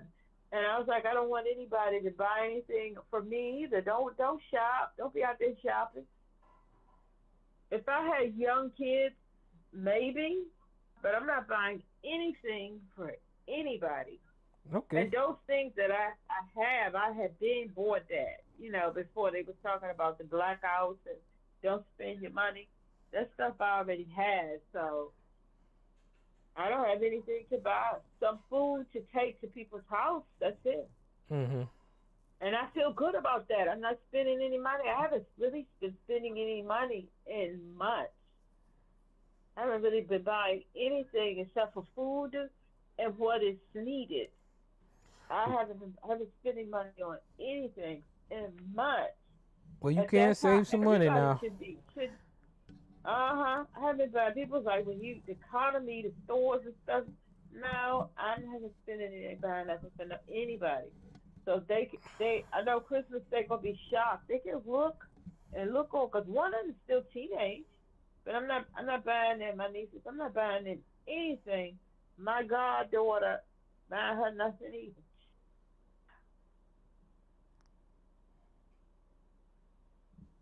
Well, ain't nothing wrong with that.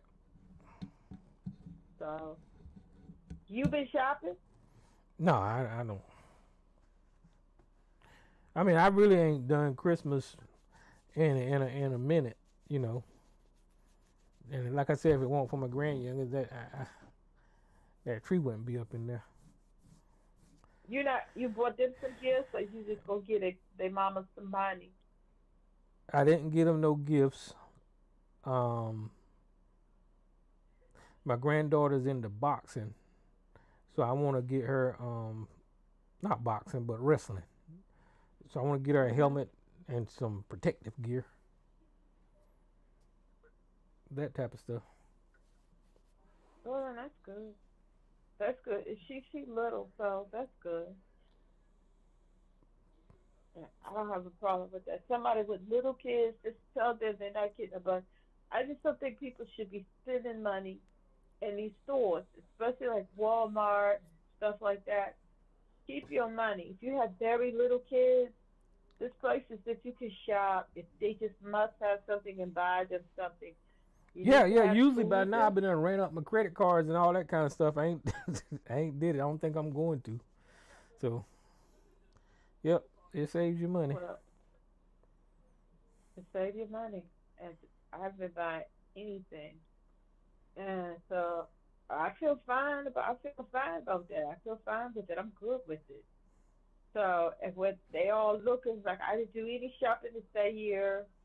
That's what I'm gonna say. They was talking about the blackout. Don't do no shopping in these stores, and I'm adhering to that. Here's something for the baby. Y'all go sit down. That's about it. Cause they none of my nieces, and none of them voted anyway. So I'm not giving them nothing. Well, that's another thing black people need to get into. I understand the confusion because of our history, but I really think in order for this country to change, people need to get more involved in politics. I ain't Yes, saying that you got to support the candidates. Just like right now, for some reason, everybody's giving Jasmine Crockett hell.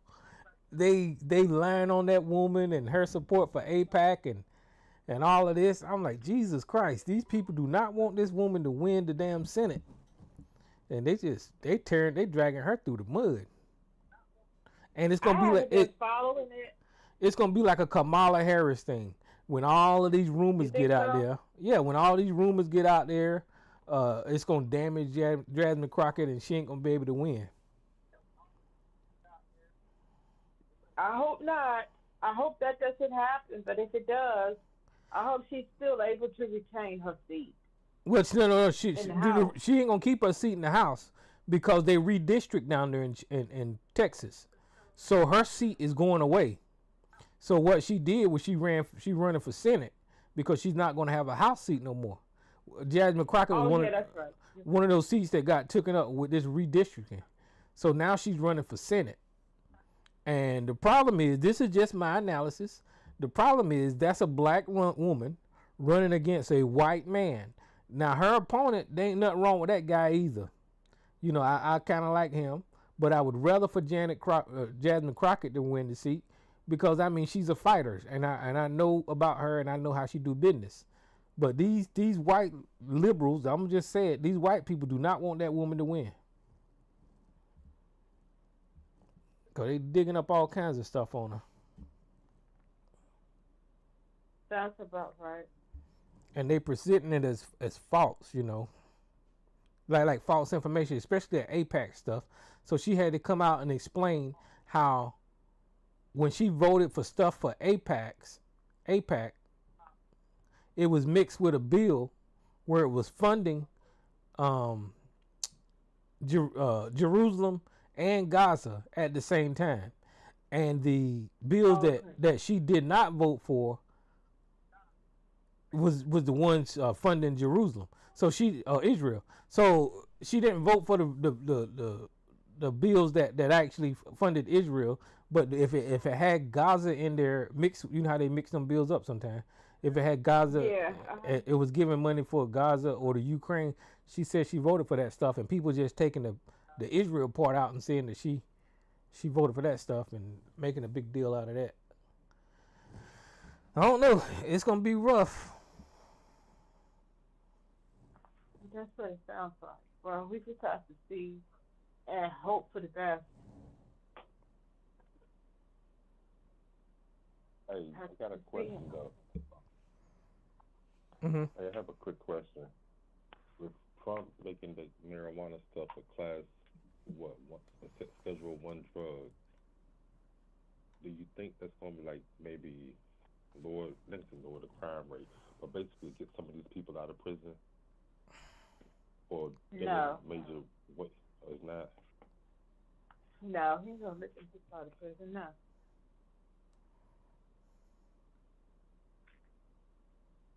I mean, Well, what is schedule? Let me look this up because I don't know the different schedules. I know that he said he's gonna make it a Schedule 3 drug. It's a Schedule 2 now. So Schedule 1, my bad. no, marijuana is Schedule 1 now, and that's the most restrictive category, defined as having no accepted medical use. The proposed change would move it to a Schedule 3, a category for drugs with moderate to low potential for dependency. So they're trying to legalize the medical use of marijuana, I guess. Marijuana. So Congress people. still got to vote. Congress still got to vote on that. So I mean, Well, no, I think this is an executive order, so it'll take effect as soon as you sign it. the executive order, so that will Congress doesn't. I can't look that up in my tablet. So. Well, yeah, he signed the executive order. So that's just it. Congress don't have to vote on that. Not if it's an executive. Let me make sure that know what I'm talking about. Not all executive orders. Just because he signed an executive order, that don't make it so. On a lot of that stuff. Yeah, that's what it means. That's why I said executive order don't go through. That's why I said executive order don't have to go through Congress. That's not true. It don't. These executive orders don't have to go through Congress. Some things when he do a lot of those executive orders that he's done, and he says that this is what it's going to be. That stuff is not the law. No, it's not a law, but it's enacted by executive order.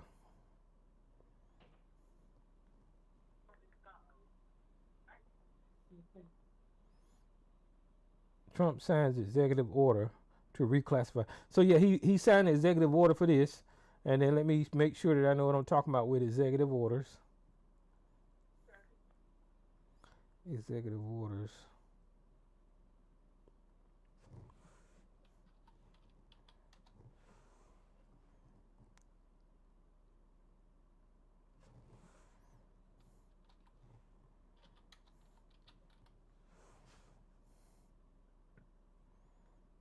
Okay, so it says no, executive orders do not go through Congress, and they are directive from the president to the federal agencies carrying the force of law, but Congress can overturn them with legislation or deny funding, and courts can strike them down if they exceed the presidential authority or violate the Constitution. They are not used for swift actions, managing the executive branch and implementing the existing laws rather than creating a new broad law like Congress does. So he signs the executive order, it goes into effect, and as long as that executive order don't break the law, he's fine. And if the executive order does break the law or it requests money that Congress don't give him, then he can't enact his executive order. So that's part of his presidential powers that he has the power to do, just like the pardon. So whenever he signed this marijuana thing, it should have went into effect as soon as he signed it. I think every 40 states kind of like legalized it already, or made medical practices for marijuana or whatever. Well, yeah, he's not legalizing it because I don't think that's going to ever get done at the federal level. But he downgrading it seem like, so it can be used for medicinal or medical use. But I'm gonna tell y'all the strangest thing. A reporter asked Donald Trump, I think it was 2 weeks ago, about him delegalizing marijuana, and he said that he was thinking about delegalizing it. He just said this shit like 2 weeks ago. That's why this threw me for a loop, because I know I just heard him say it.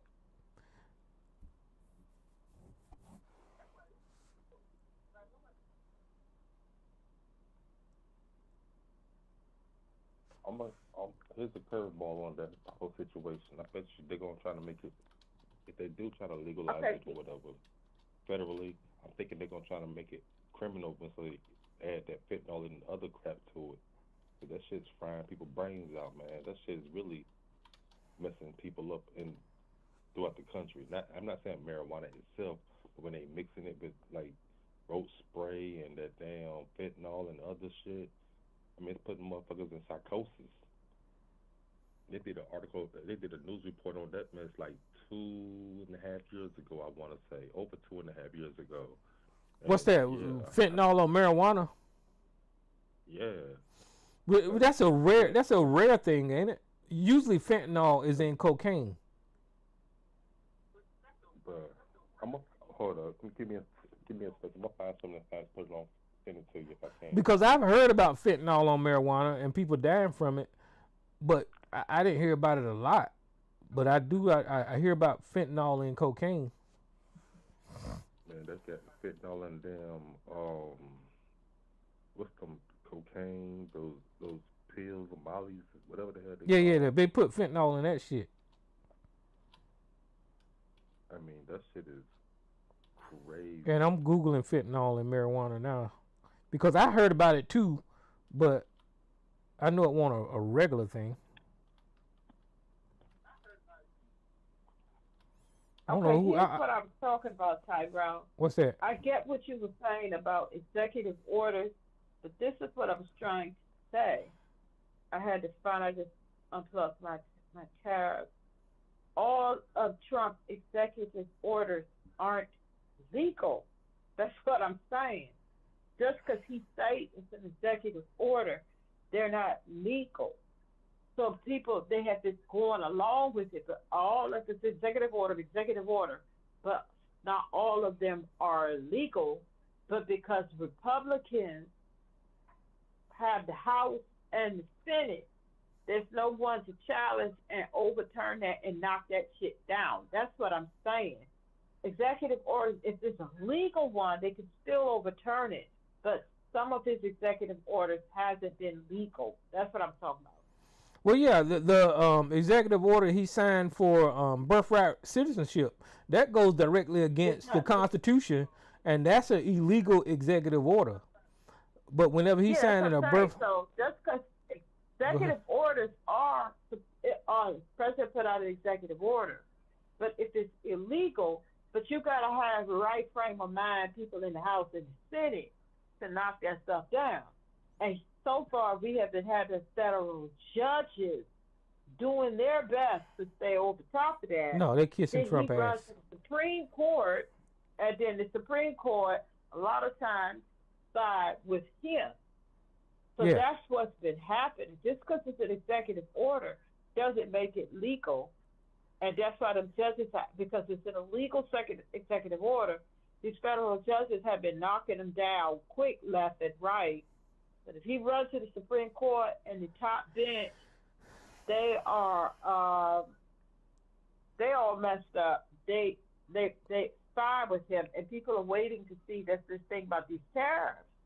What are they going to do about that? Are they going to side with him on that as well?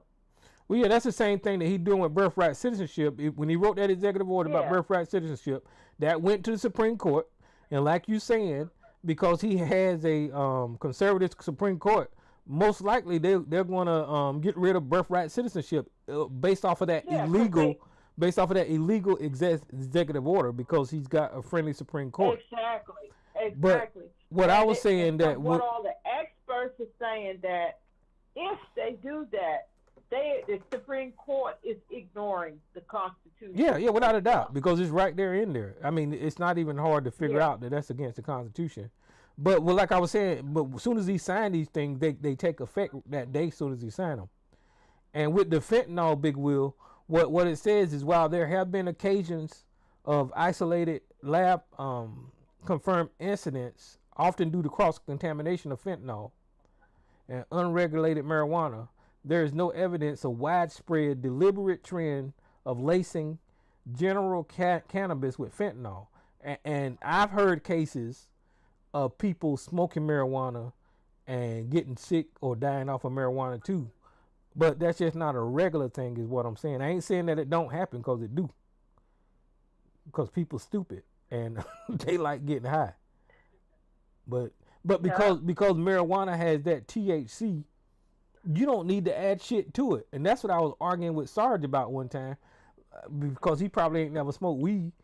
That you grow the shit and it develop these crystals or whatever the fuck, and you smoke it and you get high. You don't have to do nothing to marijuana, really. These people that add stuff to it, I don't know what they trying to accomplish.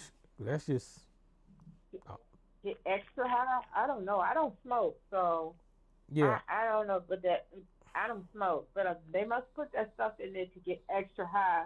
But don't quote me on that, because I don't smoke. I don't smoke pot, so I don't know. Well, I know with drugs like crack and meth and cocaine, I know that they got their own little formulas that they come up with, and they get high a certain way and it feel a certain way because they mix it a certain way. And I think that's why they adding fentanyl to it. But you got to add the right amount so people won't get killed off of it, but it's killing people. So I don't know what's going on with this fentanyl. I don't know what's going on with this fentanyl getting added to these drugs, not unless it's on purpose. And if it's on purpose, it must be on purpose, because that actor from The Wire, I think he had some cocaine, I think, and that's how he died, because it had fentanyl in it. Yeah, I know a couple of people that died from. Why are you putting that stuff in there like that? That's crazy to me. Yeah, I know a couple of people that died that way from overdose of fentanyl, from using drugs. Really? Yep, it was sad too. And that's why they put the people in prison when they get caught. Yeah, that was the late Michael K. Williams. Yeah, that's his name. And I liked him too. Brilliant actor. Michael K. Williams? Man. Yeah. Yeah, he did a lot of movies. He's a brilliant actor. He was on The Wire. I mean, he was one of the best out there. Oh yeah. That was it. He was funny. What was his name on The Wire? Yeah. Omar. Omar, yeah. Yeah, I hadn't watched The Wire. I didn't watch The Wire up until like maybe, right before he died. And that's when I got finished watching The Wire, because I know The Wire is old and people kept talking about The Wire. So once I started watching that thing, I was like, Jesus Christ, this is good. So I had to binge watch that. Wasn't it good? Yeah. Yes, that's Baltimore. That is Baltimore. And it was so good what? and so sad how he died. You know what's crazy? Okay, so he used to be a backup dancer for Janet Jackson on one of her tours or whatever. That's number one. When he got into acting, it was Tupac Shakur who brought him on I think it was Gridlock or something like that. I can't remember which one. But he played a small role as Tupac's brother. So that's how he got into the acting business. Wow, that's crazy. He's a talented somebody. He was very talented. Oh yeah, he played a really good part in The Wire. Well, and he's been in a lot of different movies he's been in an array of things. And he was, after The Wire ended, he was doing different things in movies and really taking off. I can't express it enough how talented that man was. He was really on his way to be goated. I mean, whatever role he played, you can remember his role. I mean, I ain't gonna say he was a Samuel L. Jackson or nobody like Denzel, but no, he was just talented, man. His own path. Yeah, he was talented. He was talented. Like that light And skinned he was dude, on. like that light skinned Puerto Rican dude that played in Do the Right Thing. He playing a lot of movies now. I can't think of his name to save my life. But that is a Just do talented right. guy. Huh? No, do the right thing. You said do the right thing. Yeah, that light skinned You Puerto talk Rican dude. about you talk about Esposito. Yeah, that dude. He is talented. He can Uh-huh. play anything. He got a wide range. Just like He's not And Omar. he had everything. He's not even Puerto Rican. He what? He's not Puerto Rican. He's not Puerto Rican? He's Puerto Rican. He's Puerto Rican and black. I think one parent is black and one father is. Well, whatever he is, he Puerto talented. So, Yeah. His father's one of the. I think it is Puerto Rican. Let me look Italian. him up. It's either Italian, yeah. Spanish.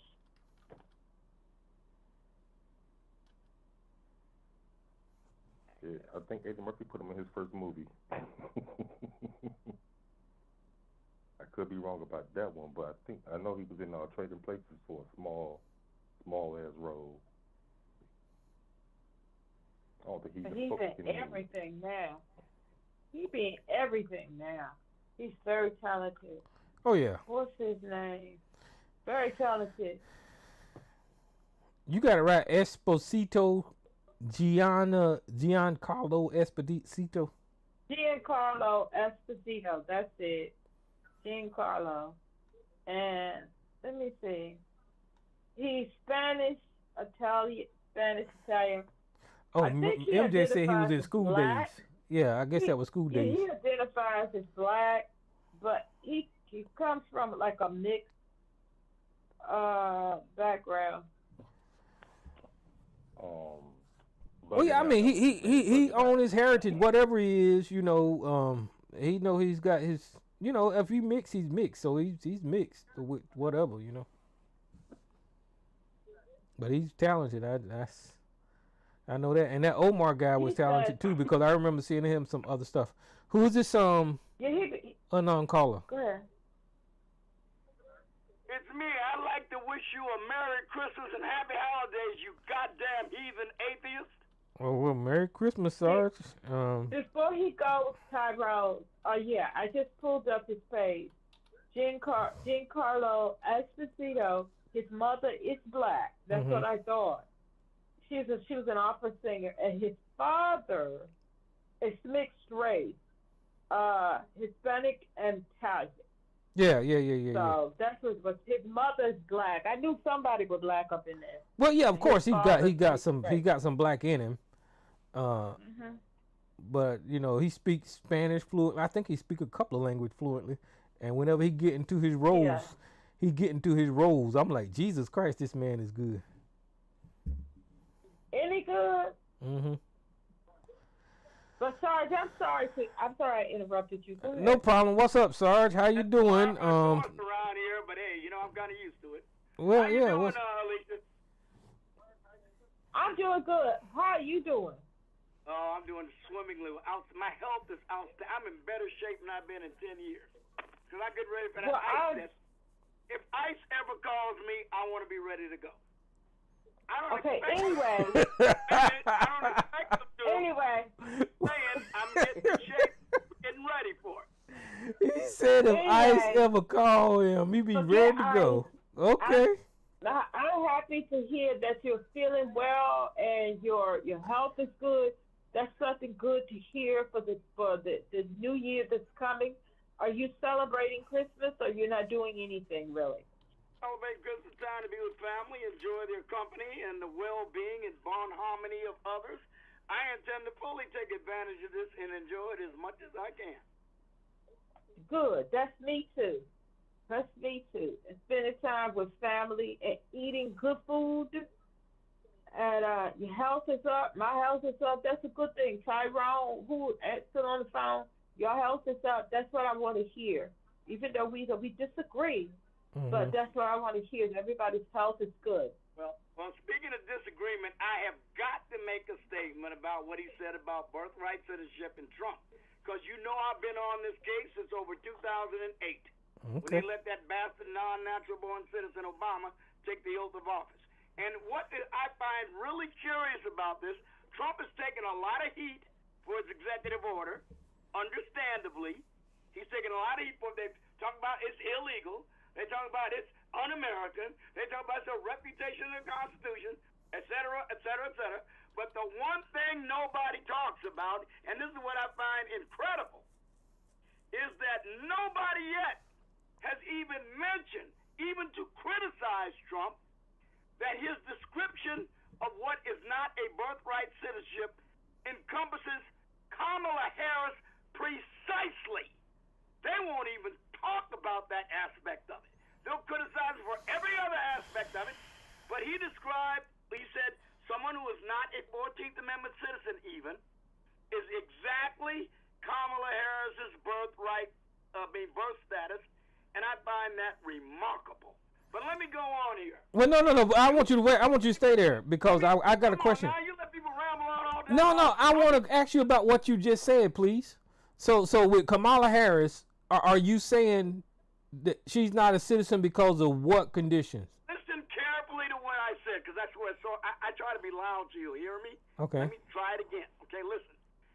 I said Trump's executive order defining a person who is not born to a person legally resident in the United States or to an American citizen is not a 14th Amendment citizen. Kamala Harris's parents were here on student visas. They were not even resident aliens. She was born in Oakland, California, but he literally said in his executive order, Kamala Harris is an illegal alien, and I'm not saying whether he's right or wrong. That's not my issue. No one is remarking that his executive order says a serving vice president of the United States, a United States senator, attorney general of California, was an illegal alien. Why not? Why can't you add that to your innumerable? So here's my question to you, though. Donald Trump's executive order. Listen, Why brother. are they afraid to touch it? I'm not trying to argue with you. I just want some clarity. I hope that made it clear. Oh, you now, didn't. Let me go on with my real point. Well, you're going to have to wait because I want some clarity. Is that you know I've been all over this shit since 2008. I have read every scholarly treatise, pro and con, for and against birthright citizenship, as delineated in the Plyer versus Doe decision of 1987. We got this crap from a footnote by Justice Brennan. That's how we got this. A footnote in another decision, Plyer versus Doe. That's how it came about. Now, I'm telling you right now, it is my firm belief that if you are not subject to the jurisdiction of the United States, that does not mean just not being able to drive drunk or not being able to commit murder or armed robbery. It means the total political jurisdiction of the United States. That means allegiance. That means being subject to taxation. That means being subject to the draft. If you're not subject to the jurisdiction of the United States in the meaning of the 14th Amendment. And I am saying that what is likely to come out of this SCOTUS decision, and I certainly hope it does, is that people who are not subject to the jurisdiction, as it specifically demands in the 14th Amendment, are not birthright citizens. They are, in fact, illegal aliens unless they're here on some sort of visa.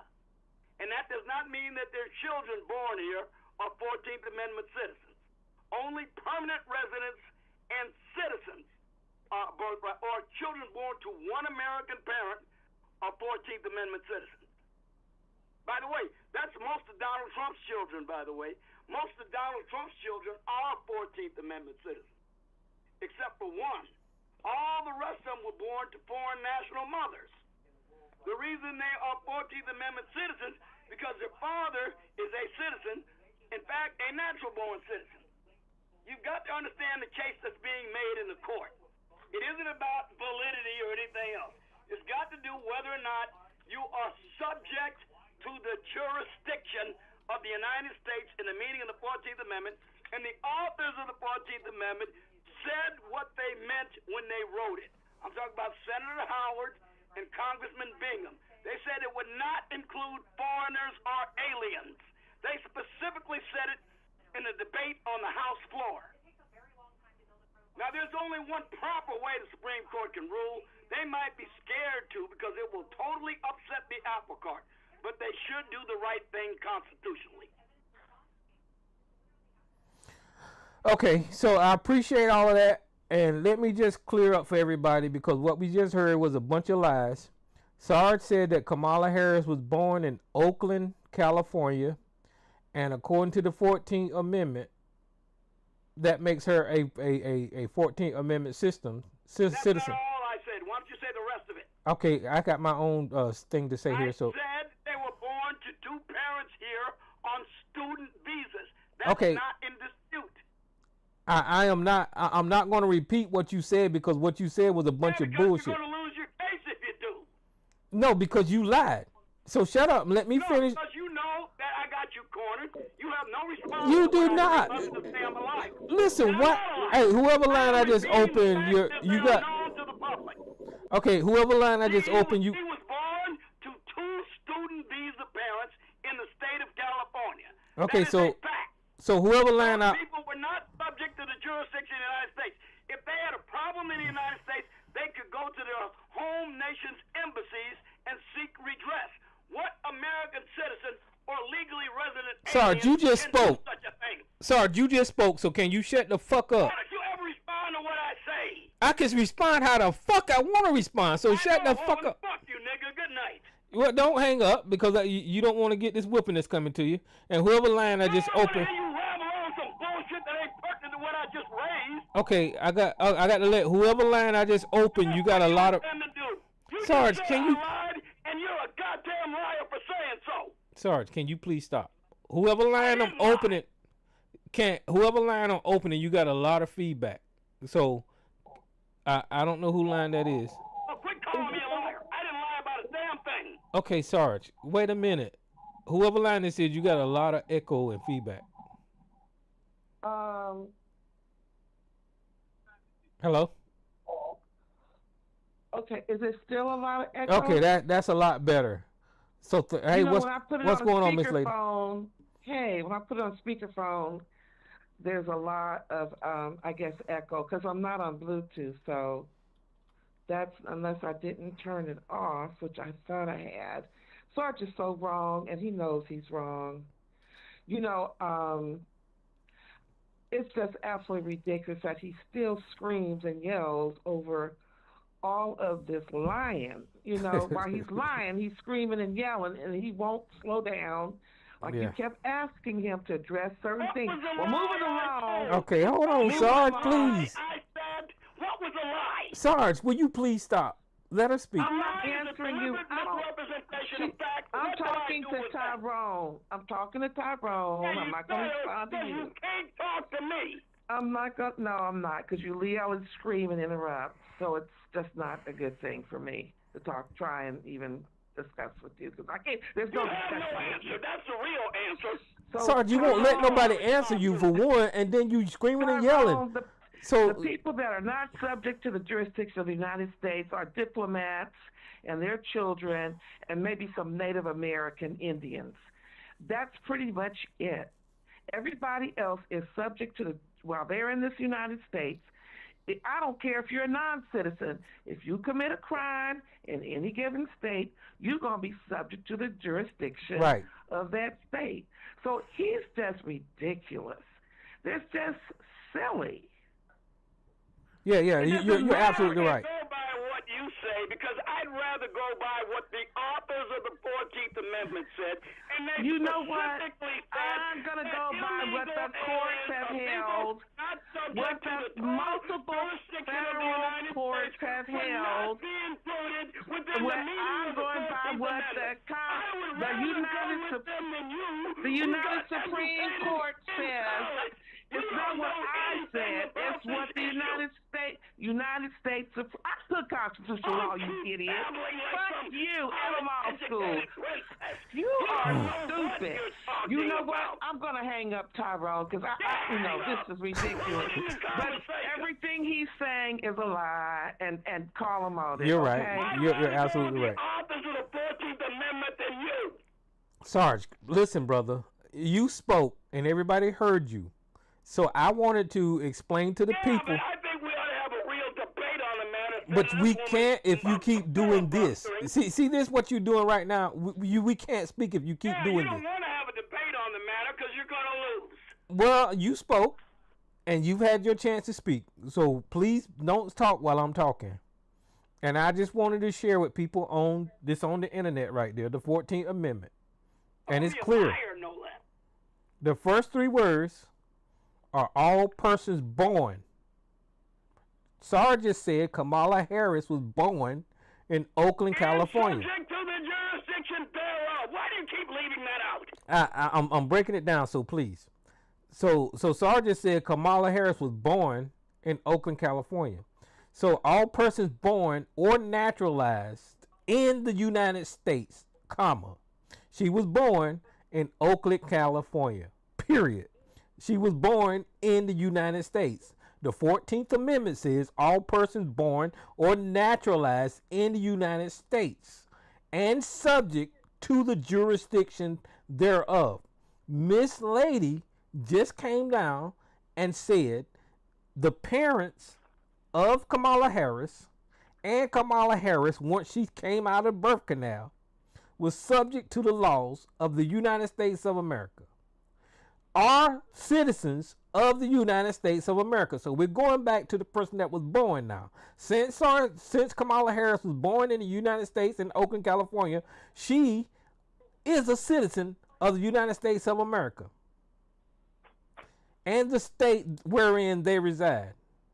No state shall make or enforce any law which shall abridge the privilege or immunities of citizens in the United States, nor shall any state deprive any person of life, liberty, and the pursuit of happiness, life, liberty, and property without the due process of the law, or deny any person within the jurisdiction equal protection under the law. So what Sarge said is totally contradiction to the Constitution, because he acknowledged that Kamala Harris was born in Oakland, California, and then he immediately said she wasn't a citizen based off of what I just said, and that is a lie. So you asked me why I called you a lie.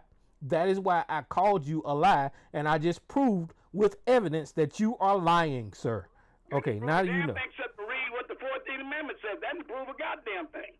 The way you determine the original intent of the authors of any amendment is to look at what they said at the time they proposed the amendment, and the record is clear because there's a record of it in the Congressional Register, which you apparently know nothing of. Okay, so let me ask you this. Based off of the Constitution of what I just read, is Kamala Harris an American citizen? No. See, that's a lie. Wait. That's a lie. You just lied. That's why I called you a liar. You just lied. Forget what I think. Forget what I think. No, I'm asking you about the Constitution. Forget what I think. Trump thinks she is. If you read, I don't give a shit what Trump is not the Constitution, motherfucker. Does not think the Supreme Court apparently does not think this is frivolous because they took the case to examine it. They don't think it's frivolous, or they wouldn't have granted it certiorari. Sarge, listen. So Listen. they are now going to examine whether you are correct or whether I am correct. No, listen, Sarge. Sarge, Donald Trump. Whether you like it or not, we'll know one way or the other. Donald Trump is not the Constitution. Donald Trump is not. The Supreme Court decides what is No, the fucking Constitution decides what the Constitution. What the fuck is wrong with you? He is not. Are you? Said Supreme Court decides what is constitutional, though. Whether or not his executive order will be rendered constitutional. It has nothing to do with illegality. It has to do with his interpretation of the 14th Amendment, which is within the scope of his presidential authority, even if he's wrong. Okay. So they will determine whether or not his executive order is constitutional or not. It has nothing to do with it being illegal, as you put it. It is illegal. Now, the Supreme Court. You think it is, but okay. It isn't. It's a constitutional Article 3 matter under Section 2.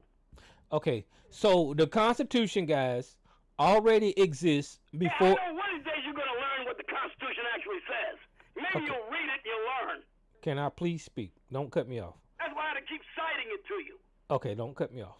The Constitution already exists before Donald Trump before any president takes his goddamn. As a matter of fact, Donald Trump raised his right hand to swear to keep and uphold what these words is I just read.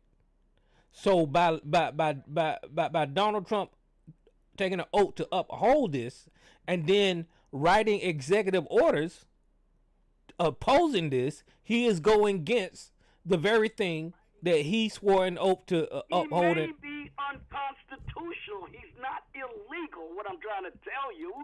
If you're unconstitutional, it's not illegality that's being decided. Okay, you're talking about it is constitutionality. He is the president of the United States. He has the authority to interpret the Constitution. No, he does not. As he sees it. No, he does not. No one is above the law. Supreme Court. No one is above the law. In such matters. No one is above the law, and the Constitution. All right, man, I don't know what is with you. Your inability to grasp this. No one is above the law, and the Constitution is the laws of this land. Now I'm saying, look, shut the fuck up. Shut the fuck up. I'm quoting you. I am quoting you. You told me the Constitution is the laws of this land. And shut the fuck up. Shut the fuck up. Shut up. Shut up. Shut the fuck up. Now you're telling me because Donald Trump says something that is against the Constitution is not the law of the land no more, that Donald Trump is the law of the land. And that, sir, I disagree with you on, because that's some bullshit. The Constitution... How many times have differing people's interpretation of the Constitution been argued in the Supreme Court? I got news for you, buddy. It's been amended 27 times. The Supreme Court has heard about 800 different cases before it. People have differing ideas of what the Constitution says. Rarely does anybody interpret it, other than in criminal cases, a matter of illegality. This is a dispute between the President of the United States, his executive order, some of the states, and other people who think his executive order is wrong. It is not a matter of legality or illegality. It is a matter of constitutionality. Is the what is all laws in this country based off of? No, hold on. Shut up. Just let me ask you a question. Gives you a right to health care. Let me ask you a question. Shut up. This is something we argue about in the Supreme Court. Shut up. Democrats said you had a right to health care. Sarge. So you're changing the subject now. So can you shut the fuck up? Yeah, if they call it a tax. Sarge. See, this is why I can't talk to you. This is why I can't talk to you. Let me ask you this. What is all laws, every law in this country based off of? You don't hear a thing I say. Now, you answer my question. You really do. The Constitution is the supreme law of the land. It's in Article 6 of the Constitution. Okay, so shut the fuck up. Shut up. You said the Constitution is not laws. That's what you just said, nigga. But if you base all laws, shut the fuck up. Of the Constitution oh God, you know every time this country boy. People who are officially authorized to make such interpretations, rightly or wrongly. Every time this country boy get ready to body slam your ass. What is the matter with you? Sorry. Why do you think we have all these disputes in the Supreme Court? Sorry, you just said that the Constitution was not. You really are silly. Is the Constitution laws or not? Let me just ask you that way. Yeah, we got to go this again. Article 6. Yeah, it says supreme law. Okay. You just said yes. The Constitution. Shut up. Okay. I just wanted to get that agreement from you. So we agree that the Constitution is law. So if Donald Trump write a executive order going against what the Constitution say, because the Constitution is the law, that makes it illegal, motherfucker. What the fuck is wrong with you? Wait for the Supreme Court to say it is unconstitutional and hereby null and void. When that happens, I will reluctantly have to concede it. Well, that makes you a dummy. Until then. Well, that makes you a dummy. That makes you a dummy. Yeah, what's up, man? I just Google searched it, and you are right. According to Google, it is illegal. It's illegal. I mean, it is. Google's not a constitutional scholar. Really? You believe that, Anthony? That's Will. I don't. That's not Anthony. I will go with the authors of the 14th Amendment and not Google. That's Big Will. That's not Anthony. I'm sorry, Big Will. I will go with them rather than Google. You stick with Google. Well, that's what makes you stupid. Senator Howard and John Bingham, because they wrote the damn amendment and they said what they meant it to mean. Well, that's what makes you stupid. Because right here, I'm trying to present to you the words of the fourth. You want me to read you what they said? You want me to read you what No, they I said? do not. No, I do not. I want you to shut the fuck up and let me talk. That's what I want you to do. I know you don't want to hear it. I want you. Well, let me tell you what I want. I want you to shut the fuck up and let me talk. You asked me what I want. You asked me what I want, and I'm telling you what I want. I want you to shut the fuck. You and this lady are in the same bucket when it comes to that. Okay, I want you to. You don't want to hear it. I'll listen to everything you say. No, the fuck you don't. Refute it with facts. That is a lie. That's another lie. On the other, you people. You don't listen to shit I say. The college professor told you. You don't listen to shit I say, cause you won't shut the fuck up. Like I said, I will go with the author of the amendment, not you, not your college professor. The authors of the amendment and what they said. You won't shut the fuck up. You really because you know you're wrong. I will see about that. Well, I know I'm right. Listen, let me shut the fuck up. Shut the fuck up. Shut the fuck up. Shut the fuck up. Shut the fuck up. Shut the fuck up. You ain't been right yet on anything, not once. All right, so let me talk to the people. In the Supreme Court, I am always correct. So let me talk to the people. Okay, so Sarge just gave a scenario where Donald Trump wrote an illegal executive order and is sending it up to the Supreme Court. Okay, can you please let me finish my thought? Let me finish my thought. Donald Trump wrote an illegal executive order and he's sending it up to the Supreme Court. Now, what Sarge is saying, if the Supreme Court approves of Donald Trump's executive order, then it becomes law of the land, which he is telling the truth. But that doesn't make it not going against the Constitution, because the Supreme Court can also write laws against the goddamn Constitution. Okay, they've done it over and over and over again. So, especially if you look at some kind of agreement now. Thank you. Okay, so you can disagree with the interpretation of the Supreme Court, as I have, by the way. I got to admit, on Roe versus Wade, I know they were wrong, and the Supreme Court overturned that subsequently, didn't they? So I will agree with the Supreme Court can get it wrong. Hell, they could get it wrong in this one. I don't know. But what I'm saying is, Supreme Court decides this until another court decision overturns it. No. Hold on. Illegality. It is a matter of whether or not it is constitutional, because President Trump is a constitutional officer charged with interpreting the Constitution and applying it. Okay, so if the Supreme Court agrees with Donald Trump, that doesn't make it. What does that make it? It makes it a. Settle it, and I probably won't settle it either way. They'll keep protesting it. No, listen, guys. Listen, the Constitution said what it says. I didn't say it would settle it forever. I'm trying to educate people right here, because what we have is shut the fuck up. Shut the fuck up. What we have, if this plays out, we'll have a Supreme Court approving anti-constitutional, illegal executive order from the president. So we'll have that to go by in this country. But because they approve it, that doesn't change the goddamn Constitution, is my point. It will be. Well, go ahead. What are the remedies if in fact they come up with a decision people don't agree with? What are the remedies? The remedies are to amend the Constitution so you can include illegal aliens in their offspring, or to have the Congress write another law defining. Well, they can't by law undo an amendment. You can do an amendment like Dred Scott was undone by the 13th Amendment, where you can write a 28th Amendment that will allow for illegal aliens to drop a baby and have that baby be a citizen. You can do that. I will oppose it, but if it goes against those of us who don't like it, it'll be an amendment. It'll be part of the Constitution. I can't say shit then. All right. Illegal aliens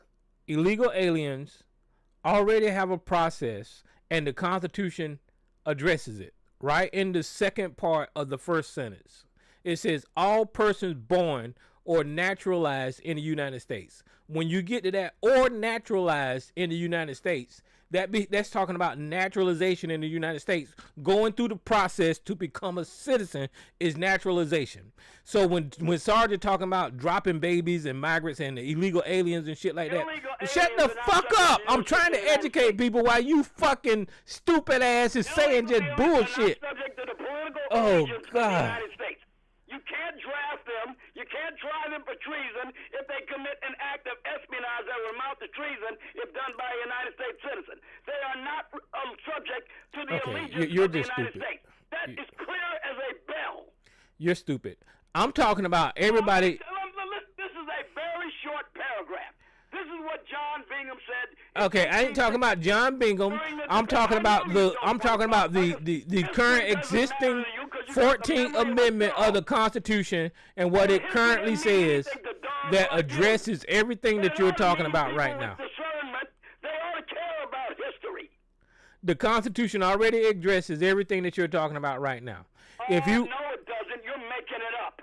I'm not. And this is what Bingham said. I find no fault with the introductory clause, which is simply declaratory of what is written in the Constitution, that every human being born within the jurisdiction of the United States of parents not owing allegiance to any foreign sovereignty is, in the language of your Constitution itself, a natural-born citizen. But, sir, I may be allowed to say further that I deny that the Congress of the United States ever had the power or color of power to say that any man born within the jurisdiction of the United States not owing a foreign allegiance is not and shall not be a citizen of the United States.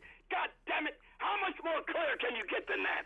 All right, so since you read all of that, let me make my point. Shut the fuck up. Let me make my point. Let me make my point. Shut up. None of what the fuck you just read exists currently in the goddamn Constitution. Now, whenever you saying read this shit before they made this final decision of the 14th Amendment, it's not in the final motherfucking decision. There's a whole lot of things that got considered before the whole goddamn Constitution got written and finalized. But none of it made it to the final motherfucking draft. So all of that shit that you reading about this wishful thinking and people writing shit beforehand do not apply. Because the final goddamn draft of the Constitution says what the fuck it says, nigga. You not gonna hear nobody arguing against the goddamn laws when the law exists as it is. So all that shit you just said makes no motherfucking sense, and it makes no goddamn difference. You fucking moron. Damn. Let me ask you a question here, Tyrone. This is a factual question you should be able to answer. Were American Indians of the various tribes of Indians, were they born in the United States legally before 1924? Yeah, I guess so. I mean, the Sioux, the Arapaho, the Comanche, the Cherokee, the Iroquois, the Seneca, all these Seminole, all these different Americans, they were born legally. You agree with me? We agree they were legally born in the United States. Yeah. But guess what? Listen to me. Open your ears because this is important. Before 1924, until Congress passed the Indian Naturalization Act, they were not citizens of the United States if they were subject to tribal jurisdiction, despite the fact that they were born legally in the United States. Do you hear what I just said? They were not citizens of the United States until 1924. Then all of them were, even if they were subject to tribal jurisdiction after that date. Okay, so let's take your argument, your stupid ass argument. You said all this. Shut the fuck up. Okay, so you just made a point, right? Well, illegal. So you just made a point. You just made a point. So you just said before 1924, Native Americans weren't citizens until they did whatever the fuck, and even if they were still, if they shut the fuck up, and even if they were still subject to the jurisdiction of their tribe, they was American. Shut the fuck up until they passed. Shut the fuck up. I talk how I talk. Shut the fuck up. Shut the fuck up. So here's my main point that I want to make with you. And I want you to understand this. This is 2025. The Constitution exists how it exists today, and it says what the fuck it says. So you cannot reverse time and say because they acted a certain way or did a certain thing in 1924 is relevant today when we have a existing constitution and existing laws that we go by today. So the problem is y'all looking at this Fourth Amendment and you don't like it. You don't like the fact that people can be born in the United States that is not white American. That's what you don't like. Let's put it on the goddamn table. That the people that are born here that don't have white skin, you're looking for ways to get them out of the country. And your dumb ass is promoting moving all the races except for white people out of this goddamn country. Because you don't talk about white people like Melania fucking Trump, who's a goddamn illegal fucking alien. You ain't talking about kicking her white ass out of this goddamn country. And her son, who has a parent that is here illegally, was born in this goddamn. You ain't talking about none of them white motherfuckers. The only people you're talking about is people of color getting kicked out of the goddamn country. So if you want to be fair about the goddamn conversation, talk about Melania Trump and how her illegal ass should be deported. So what you got to say about her? You can talk about her all you want. No, I'm talking to you, sir.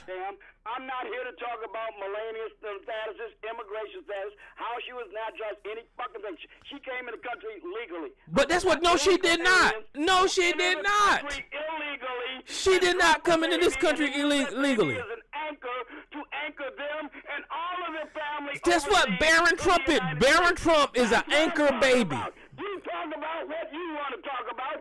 Don't you dare tell me what to talk about. Barron Trump is an anchor baby. Barron Trump is an anchor fucking baby. Saying her children are 14th Amendment citizens. No, the fuck they're not. They're illegal fucking aliens. I'll say it again. Most of Donald Trump's citizens are not natural born because their mothers were not American citizens when they were born. Donald Trump's citizens, except for one, I forget which one of his children is a natural born citizen. All of the others are 14th Amendment citizens because their father is a citizen of the United States. So I make clear the distinctions. You're a fucking liar when you say this about me that I'm not paying attention to anything else. You're full of shit. You don't like what I have to say, and you will not give my arguments a fair hearing. And you know it. Donald Trump's grandparents was not born in America. So that makes Donald Trump's grandparents' children, according to Sarge, illegal fucking aliens. Not 14th Amendment. Shut the fuck up. Shut the fuck up. Reasoning is? Yeah, because they weren't born in America. His father was a citizen. So was his mother. No matter what his grandparents were. Okay. His father was a citizen. His mother was a citizen. He was born in the state of New York. That makes him a natural born citizen. So so hold on. Let's stay there. That's why you're about as silly as a goose. No. Let's stay there. So Donald Trump's father was a citizen, right? So was his mother. And were their parents citizens? No, I don't know. Yo, motherfucker, you know that make Donald Trump's parents anchor babies. That make Donald Trump parents ankle babies. So shut the fuck up because they're illegal goddamn immigrants. Yes, the fuck it does. Crazy as shit. Let me see what Donald. Make sure you don't lose. I don't know what Donald Trump's daddy was born. He was. Don't care what the truth is. Fred Trump. You got to be a Democrat. Let me see where Fred Trump was born. I don't know where Fred Trump was born. I think he was born in Germany. So Donald Trump is a motherfucking illegal immigrant. I said you. Goddamn! So let's keep digging, motherfucker. Was born. I'm not even sure about that. No, I'm sure it's right here on the wiki. Fred Trump was a citizen of the United States. Fred Trump was born in Germany. That's where the fuck he was born. Donald Trump, German-born Frederick Trump. Okay, let me see what Donald Trump's mama was born. Stupid as you. You won't talk about migration. Fred Trump was born outside of the country. Let me see what Trump mama. On a crutch. Man, stop making people as dumb as you. Let me see what Donald Trump's mother was born at. You know where his mother was born? Great grandparents. Oh, that means he can't be a citizen. Are you fucking nuts? Wait a damn minute. Donald Trump is an anchor baby. Mary His Trump mother was born in the United Kingdom. Yes.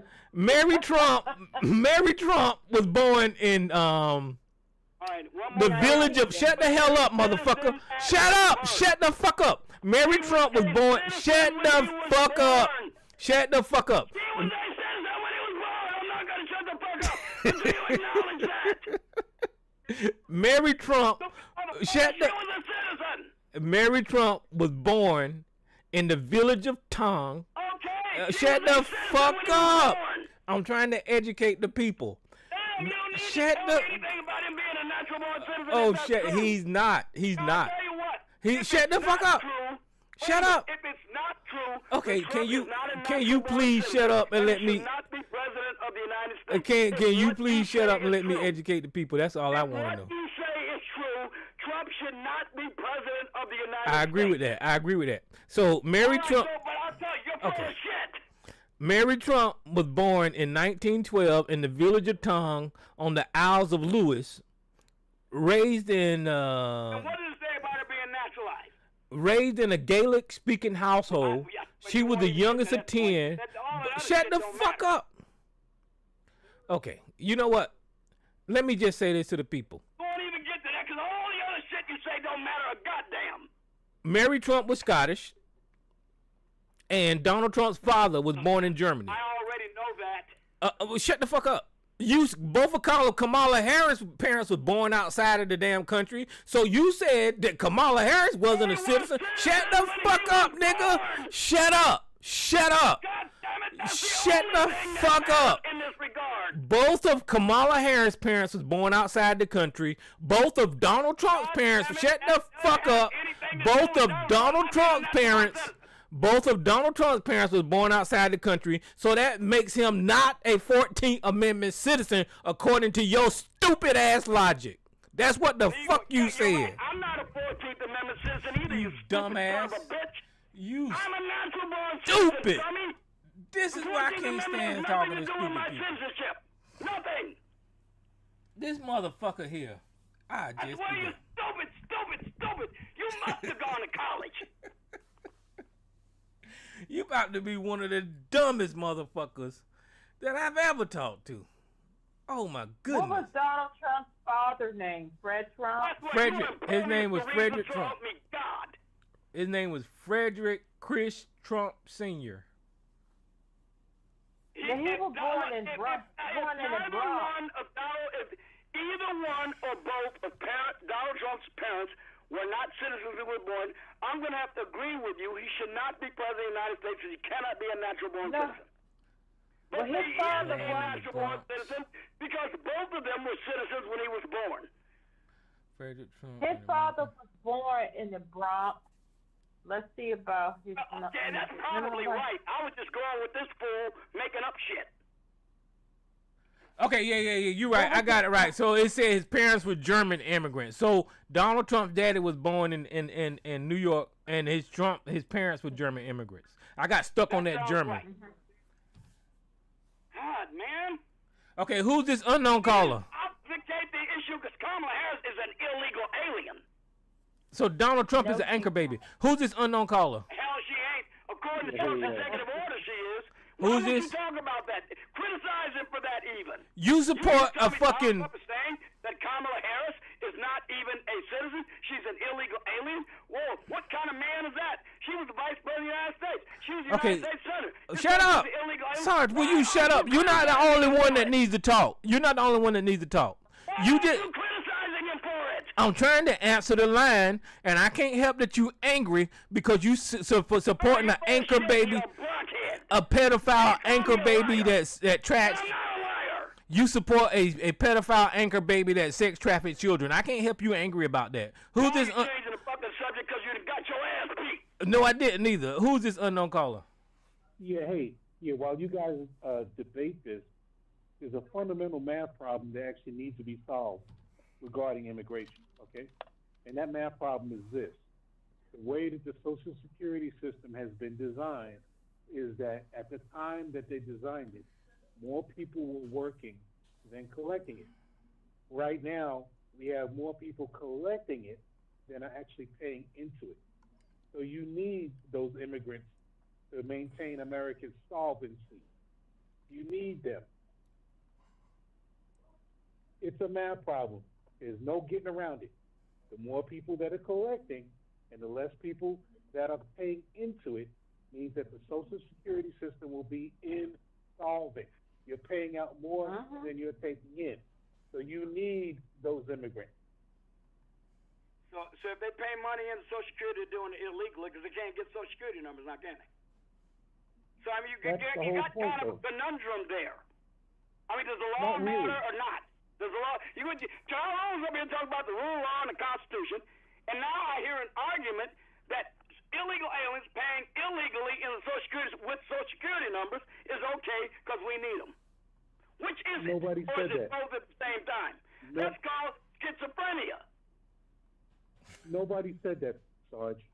You All right, well, need to tell me have what you say. You just said we need them to pay into Social Security. How do they legally go about doing that? No, hold on, Sarge. Stop arguing. Listen, he's not saying that we need them. Stop arguing. That's Shut what the you're fuck, doing, Sarge. You got to shut the fuck up. Stop. Sarge, he's not saying that we need them. He did not say we need them to pay. He's stating the fact that they do pay. And because they do pay, it benefits this country as a whole. Are you a fucking moron, or can you listen to whatever the fuck? Joe did not say he need illegal people to do shit. But illegal people, not illegal, but people, undocumented people are over here, and because they're here, they have to pay into our system. We don't need them to do it, but they have to because they're here. Jesus Christ, you about to be a damn idiot. How do they legally pay into Social Security unless they have a Social Security number, which they are not allowed to have? Would you please riddle me that, genius? This is a two-pronged problem. Would you answer the question and not step all around it? This is a two-pronged problem, all right? One is you need to have a legal immigration process that makes up for the difference in the fact that people living longer, right now we don't have that. We don't have that. We're actually upside down. We're underwater with the Social Security system because the immigration process is broken, all right? We need to have an immigration process that keeps the number of people paying into it so that the people that are receiving it can stay solvent. You do not want to have an America with a Social Security system that all Americans have gotten dependent on collapsing. That will be the death of this country, number one. So whether you want to talk legal, illegal, is a series of semantics in the sense that you still can't get around the problem of you need to have immigration to make it work because the birth rates in America are so low. You are making an argument for a policy change that has not yet taken place. The extant law is illegal aliens are not only not allowed to pay in or benefit from the Social Security system, they are subject to deportation upon being discovered. That is the extant law now. Now, if you think the policy needs to be changed in the form of legislation, which Congress is free to do if they decide to, but hasn't yet, then you should advocate for that, and other people should do so now. But right now, you are the ones accusing me of violating the law, and now you're advocating ignore the law because we need to have it done for whatever reason, which, by the way, I don't agree with at all with you on this, but I'm going to, for the sake of argument, I'm going to say there's something to it that maybe needs to be addressed. So bring that to the legislature so they can do it. Okay, so shut up. Listen, Sarge is saying he's asking all these questions and he's trying to complicate things. If you're a construction worker or a construction owner and you got migrants working for you, you have payroll taxes and all that kind of stuff that need to be deducted out of these workers' paycheck, and the workers have to pay into the system even though they're here illegally because that contractor got to pay those workers, and he's got to be accountable for every cent that he fucking spend, and he need to know how to file his taxes. And it says, yes, immigrants pay into Social Security through payroll taxes. This applies to both lawful present immigrants with the workflow authorizations and many undocumented immigrants. The undocumented immigrants pay billions of dollars into the systems.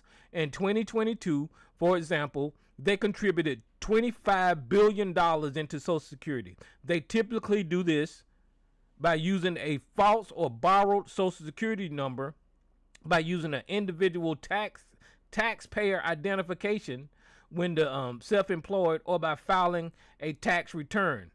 Eligibility for benefits. While they pay into the system, most undocumented workers, immigrants, are ineligible for Social Security. So let's take this example. Sarge said, how the fuck they pay into it and they don't get it? Well, I just told you how they pay into it, and because they're ineligible or using these false documents to work, they're not going to get it. Do you understand that? They're not going to get it. Jesus that Christ. was beautiful, Tyrone. Yes, you just confirmed what I already know, because I made innumerable arrests in the state of Illinois for document fraud. I know they present fraudulent documents. That's how they manage to pay into the system, with fraudulent documents.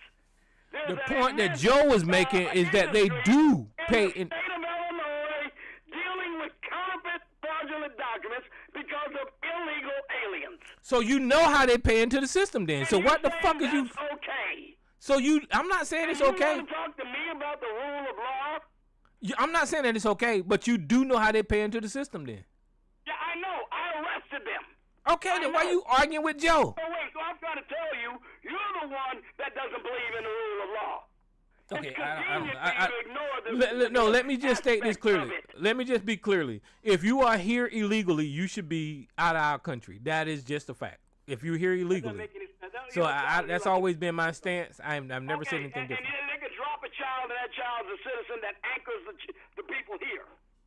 I think it. No. According to the Constitution. The 14th Amendment enables that. Bitch, let's not mix up my words. If you are here illegally, then you should be out of the country. If you are born in the United States of America, you are an American citizen. That's according to the goddamn Constitution. Two things can't be true, motherfucker.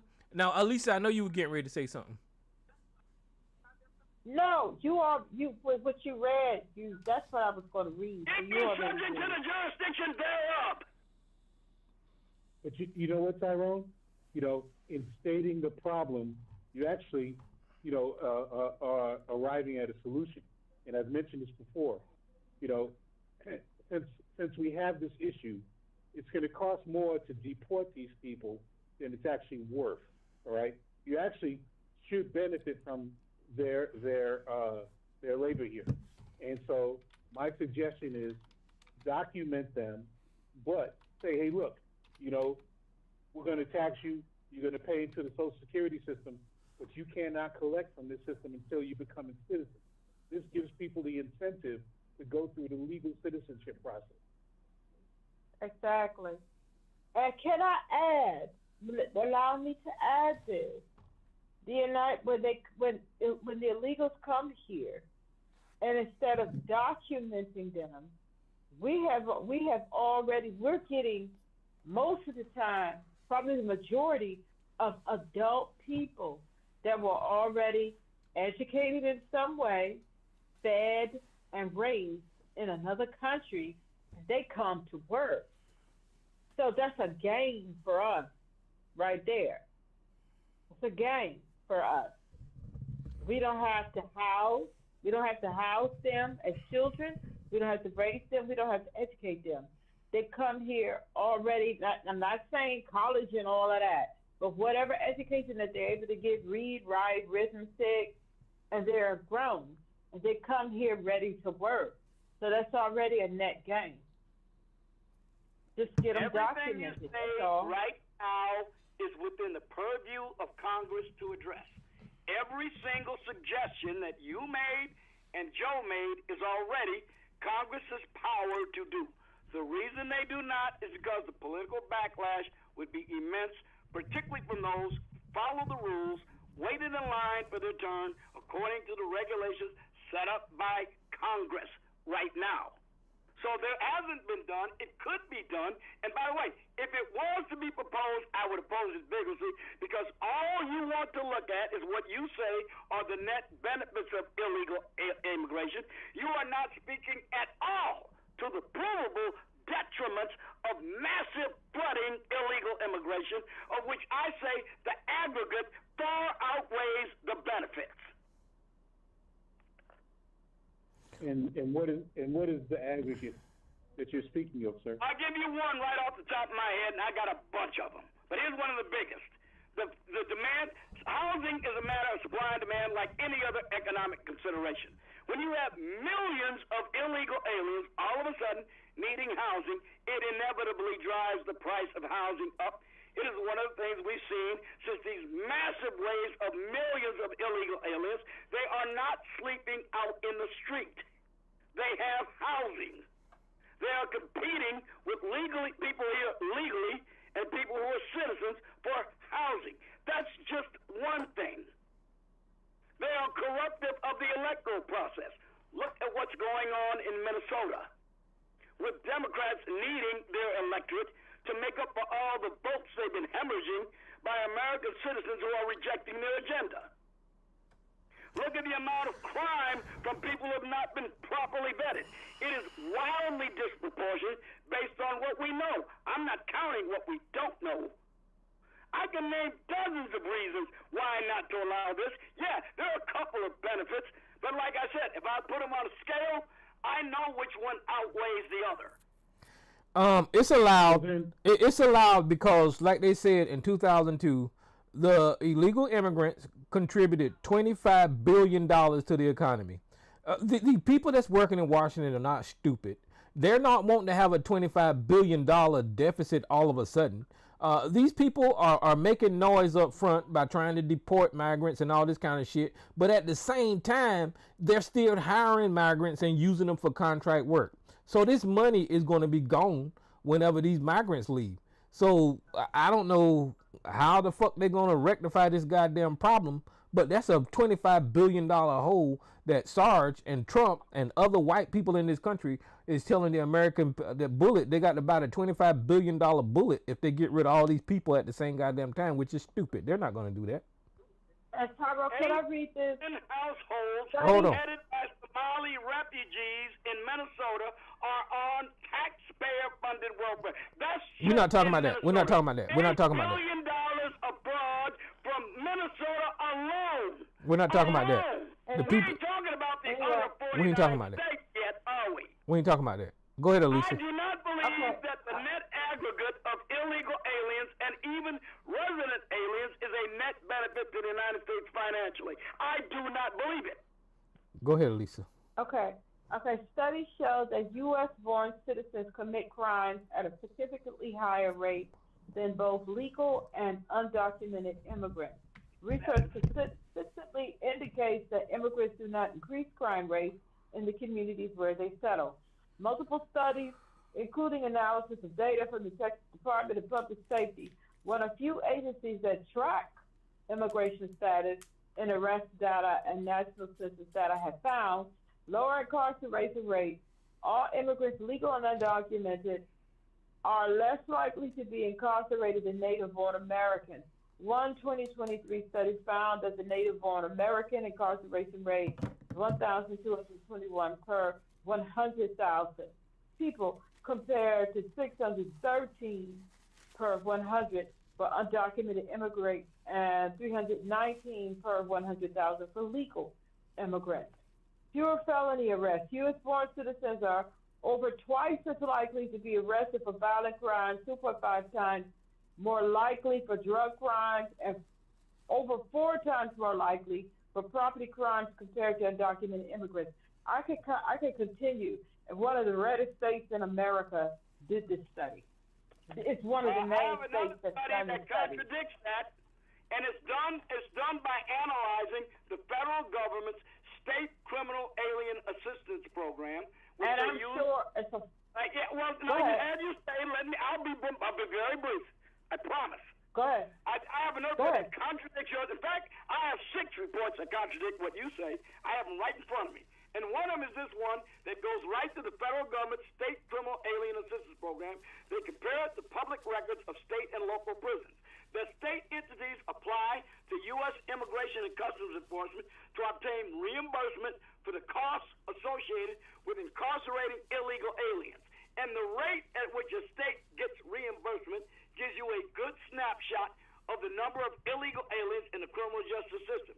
As you take together, all of the states that are doing this reporting represent a statistically significant sample, and it does directly contradicts what you say about illegal aliens doing less crime. And finally, no matter how much crime legal residents and citizens do, we cannot deport them. We can't deport them if they commit murder, if they commit rape, even if they commit treason.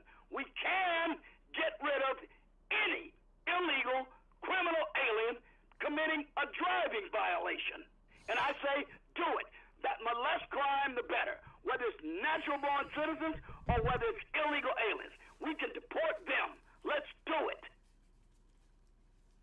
Well, and can I also, okay, I heard you, sorry. I would have to check into those studies and who's doing them. Anyway, because the study that I gave you came from the Texas state of whatever, and I could pull up a plethora too. But your party, and let's see you do not deny this, your party wants a white ethno state. That is what they want. So unless you're white, I'm not white, nobody gonna, no, I'm just telling you, that's their goal. Let's deal with that then. Let's deal with that. Okay. That's their goal. And I understand we've changed the subject. I'm prepared to deal with this argument, but you go ahead and finish your case. No, that's all I was going to say. Okay, now you say they want a white ethnocentric state. Well, look, let me tell you what I want. Those from your party. And that includes Those black from Americans. your party. Black Americans are not a monolith, and we welcome every person that can manage to drag themselves onto our shores. Because a lot of black Americans ain't down with that either. And let me tell you what I want. I want people here who are likely, let me use the word again, likely to make a net positive contribution to the United States. That means in order for that to occur, it is critical that you share at least some cultural loyalties and values. Some, not all, but some. And I submit to you that many of the places these countries are on have nothing like that. Somalia didn't even have a law against sexual assault until 2018. The way they treat women in this country is abominable. You think the way Americans treat their people is bad? You ought to see the way some of these foreigners come here. They literally think they have a license to take on American women. And it's been shown in study after study after study. No, I don't care if it's a white ethnocentric state. That argument holds no water with me. They don't have a right to be in this country. It is a privilege to be in the United States. They need to act like they think it is. What? And who is the white All right, man? you sound crazy, but look, so Elisa's right. You sound crazier. Okay, who's this unknown caller? Hey, what's going on, man? Good evening. Okay, you got to speak up. All right, good evening. Good evening. Good Hey, evening. what's up, Jay? All right. No, it's funny how Sarge sounds like almost like the white man. You know, saying like, oh, well, we run America. Sometimes the white man is right. No. But Hold on, Sarge. The white man has a privilege to be here too, Sarge. You giving a pass to the Caucasian? Yeah, damn right for the citizens. Sarge, no. Damn right, but so do you. You're a citizen, aren't you? The Caucasians, all Caucasians that are here, right? From the ones that were born here to their families that emigrated here, however they migrated here. It's a privilege for their asses to be here too. Why do you single out? It's for me to be here, but I'm here legally. Why is it that they always single out everybody else but themselves? Because they're illegal. Sarge. The ones that are saying it are not illegal. That's a good enough reason for me. Listen, white America didn't establish this country legally, Sarge. We know that. We know there was some portions that was. Wait a minute, what do you mean they didn't establish it legally? Sarge. They did. Sarge, why It was is it established via the Constitution of the United States. That's legal. Sarge, why is it Even hold on. Tyrone just admitted to that. Sarge, why is it okay? Well, that's what he said. I'm saying this. Why is it that the United States of America is ran by majority Caucasian people? Why? Because the majority of Caucasian people settled it as the United States. Sarge, okay, so what? So I mean, that's self-evident, isn't it? Why is it that we don't have a Native American president before white? Because nobody will vote for one. The Native Americans got to convince people to vote for him. If he can't be president. It's that simple. Sarge, they killed them all. Wait a minute, what do you think? You just get up there and say, I'm entitled to be president, make me the president? No. You got to get the number of electoral votes. Before all that came into play, who was running the show? We didn't have a president before 1787 when they adopted the Constitution. So who is the white man to come up with this thing? You just asked me about the presidency. Right, but who is the Caucasian to say what goes and what doesn't when this is Native American land, Sarge? Not when you get conquered off it ain't. Oh, so it's okay for the Native American to reconquer this country? I didn't say it was okay. I said that's the way it is. It's the way in every corner of the globe. So guess what? Because the Native Americans got killed off, so then there's a bunch of Mexicans. So they were defeated in battle more than anything else. Right. Well, this is the thing, son. I mean, I guess the chickens are coming home to roost in the sense of where now. Yeah, we'll be just like the Indians if we let it keep going. Listen, the same thing will happen to us. No. What's happening right now is that white America doesn't have the amount of people it needs to produce to keep it going the way it's going to keep it going. Okay. Again, they keep changing the subject. Let's go back to the idea that the United States was founded illegally, okay? Right. I will agree with you it was founded by conquest. And there's all kinds of ways countries get conquered. The Roman Empire failed largely from its corruption and the fact that it allowed untrammeled immigration into the country. The Gauls, the Visigoths, the Franks, and by the way, they were all white people, and they brought about the fall of the Roman Empire. So look, if you let that happen, the same thing that happened to Indians is going to happen to us. I don't want that to happen, no matter how this country was founded. Now, if you do, that's on you, not me. I don't think so. Sarge, I'd rather prevent it, or even the possibility of it. Whether you want to or not, there's going to be probably more Mexicans in this country than white men at some point, Sarge. Okay? When that day comes, I guess I'll just have to succumb to it. Now, in the meantime, I'm going to try to prevent it along with a lot of other people. So you're going to help the white man, is what you're saying, right? I'm going to help this country maintain its constitutionality, its integrity, and uphold its laws to include its immigration laws. Right. That's what I'm going to do. No, but you're gonna help protect the Caucasian man to keep this. If it helps them, yes, because most of the people in the country are white. Right. So you're gonna. What do you want me to do? Pretend they're not? No, but what I'm saying whatever is benefits this country benefits white people and usually black people too. Sarge, so you're going to make sure that you hold this country. What did I just say? I meant what I said. I'm not temporizing.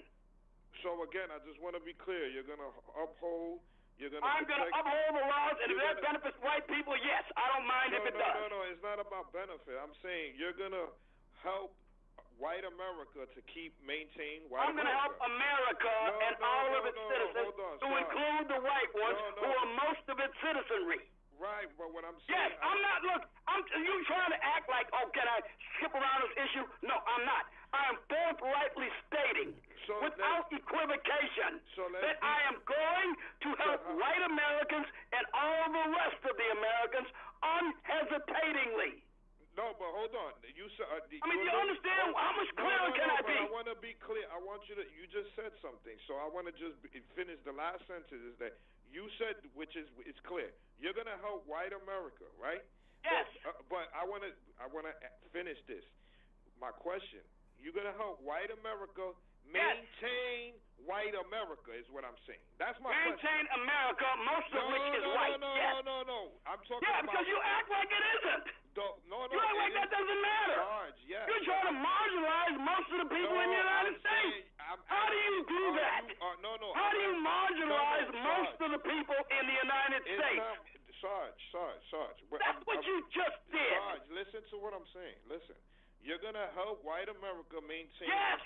Every time you say it, I'm going to say yes. It's gonna no. So say yes that you're gonna help him maintain his power. That's what I'm saying. I'm gonna maintain the rule of law, the Constitution, and the inviolability of our borders. That's what I intend to try to do. Which includes. I mean, I don't know how much clearer I can be. You are not going to talk me out of my position. No. I'm not trying to talk you out of anything. I'm just trying to how much clearer can I express it? No. I'm trying to be clear on what I'm saying. So when I ask you this, I want you to be clear 100%, not 90%. I am. So again, I'm gonna. You keep trying to make me answer it a different way. I don't know another way to answer. It's not even about answering a different way. It's either yes or no, and I just want to again. Yes. Hold on, let me finish. Yes. All right, and then you can say yes or no. You're gonna help white America maintain white American tradition. Maintain the United States. That's where we differ. Because the United States is not just white. And maintain the power. The United States is not just white. Whenever you say white America, I'm gonna say America. Sarge. Listen to what I'm saying. That's where we differ, sir. Every time you say white America, I'm going to say the white Americans in America and all the other Americans too. In power is what I'm asking. In power. All the white Americans. Why do you guys get hung up on the word power so much? Sarge. You sound Marxist. Sarge. I mean, it's more like rights and duties and obligations. Sarge, let me ask you, right? I mean American citizens have rights. We don't worry about who's got power over who. Well, that's wrong. That's what they do in Soviet Union. No, Sarge. That don't exist no more. This country has played around, and it knows. We know that it does its own little, it does it very, very, very strategic. It's it's committed sins. Sarge, we're not talking about that. I'm saying that you're gonna help white America keep its right. Hold on. No, not yet for America, but I'm saying it's right now. White America is controlling most of this country, right? And I'm talking about in power in all positions. Most of the people.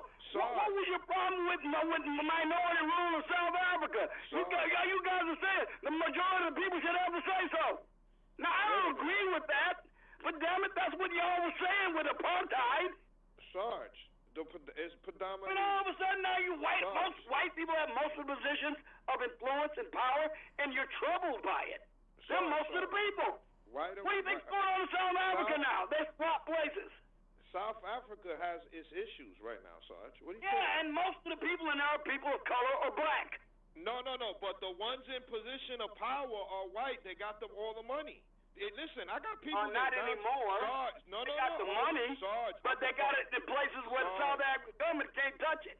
Sarge, I have to bust your bubble. In South Africa, all right. South Africa is predominantly right. The ones that got all the money is white people. Now, who's the government right now? They have a black African president, and he's not even from South Africa, if I'm not mistaken, right? This is the thing, though, Sarge.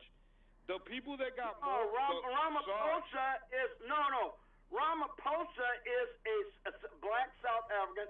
He's from the Yoruba tribe. He is a native South African. Sarge, listen to what I'm saying. Ramaphosa is the president. Okay, so that's right now, current. He's a native South African from the Yoruba tribe. Right, and the people that have the majority of the money and power over there are white people.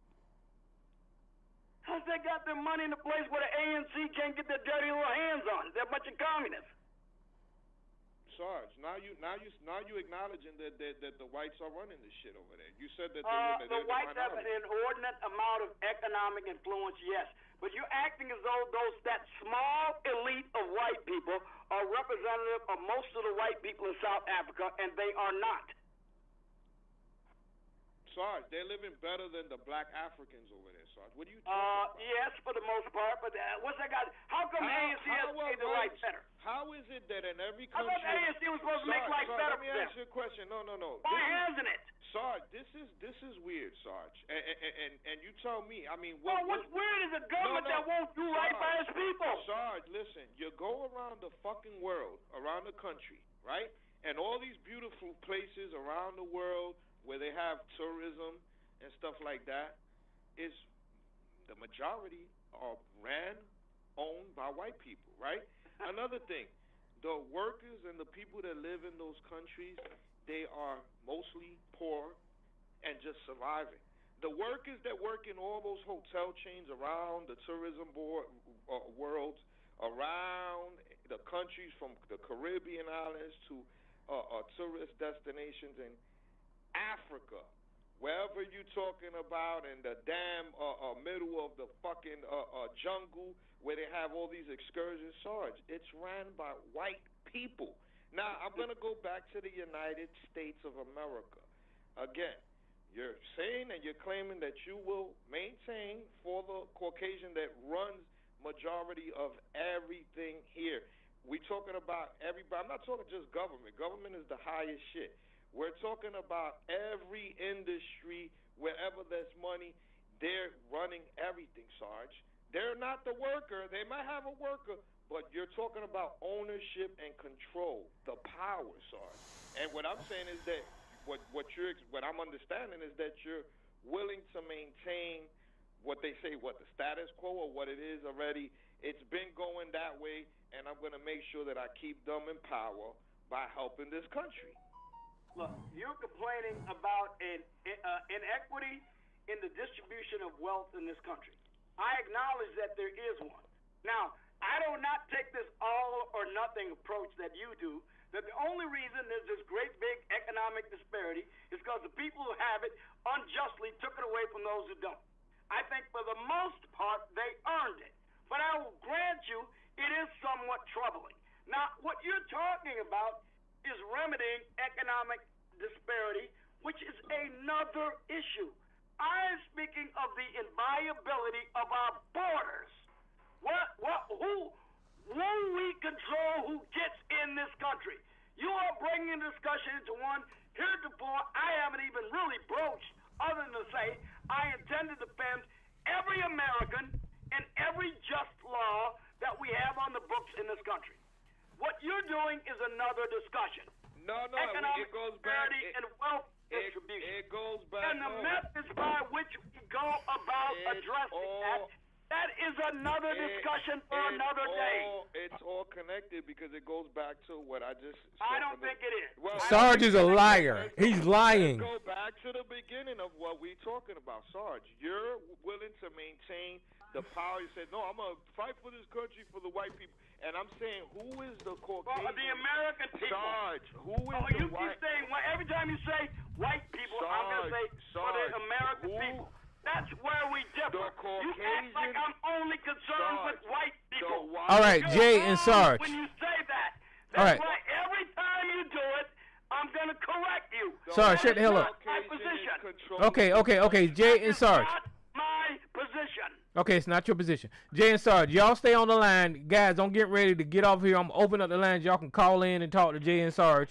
And Sarge, you're an idiot. I just want to put that out there. So appreciate Mr. You're impervious to reason and logic and fact. No, Jay kicking your ass right now, though. That's all I'm trying to say. Kelly. All right, so y'all can call in.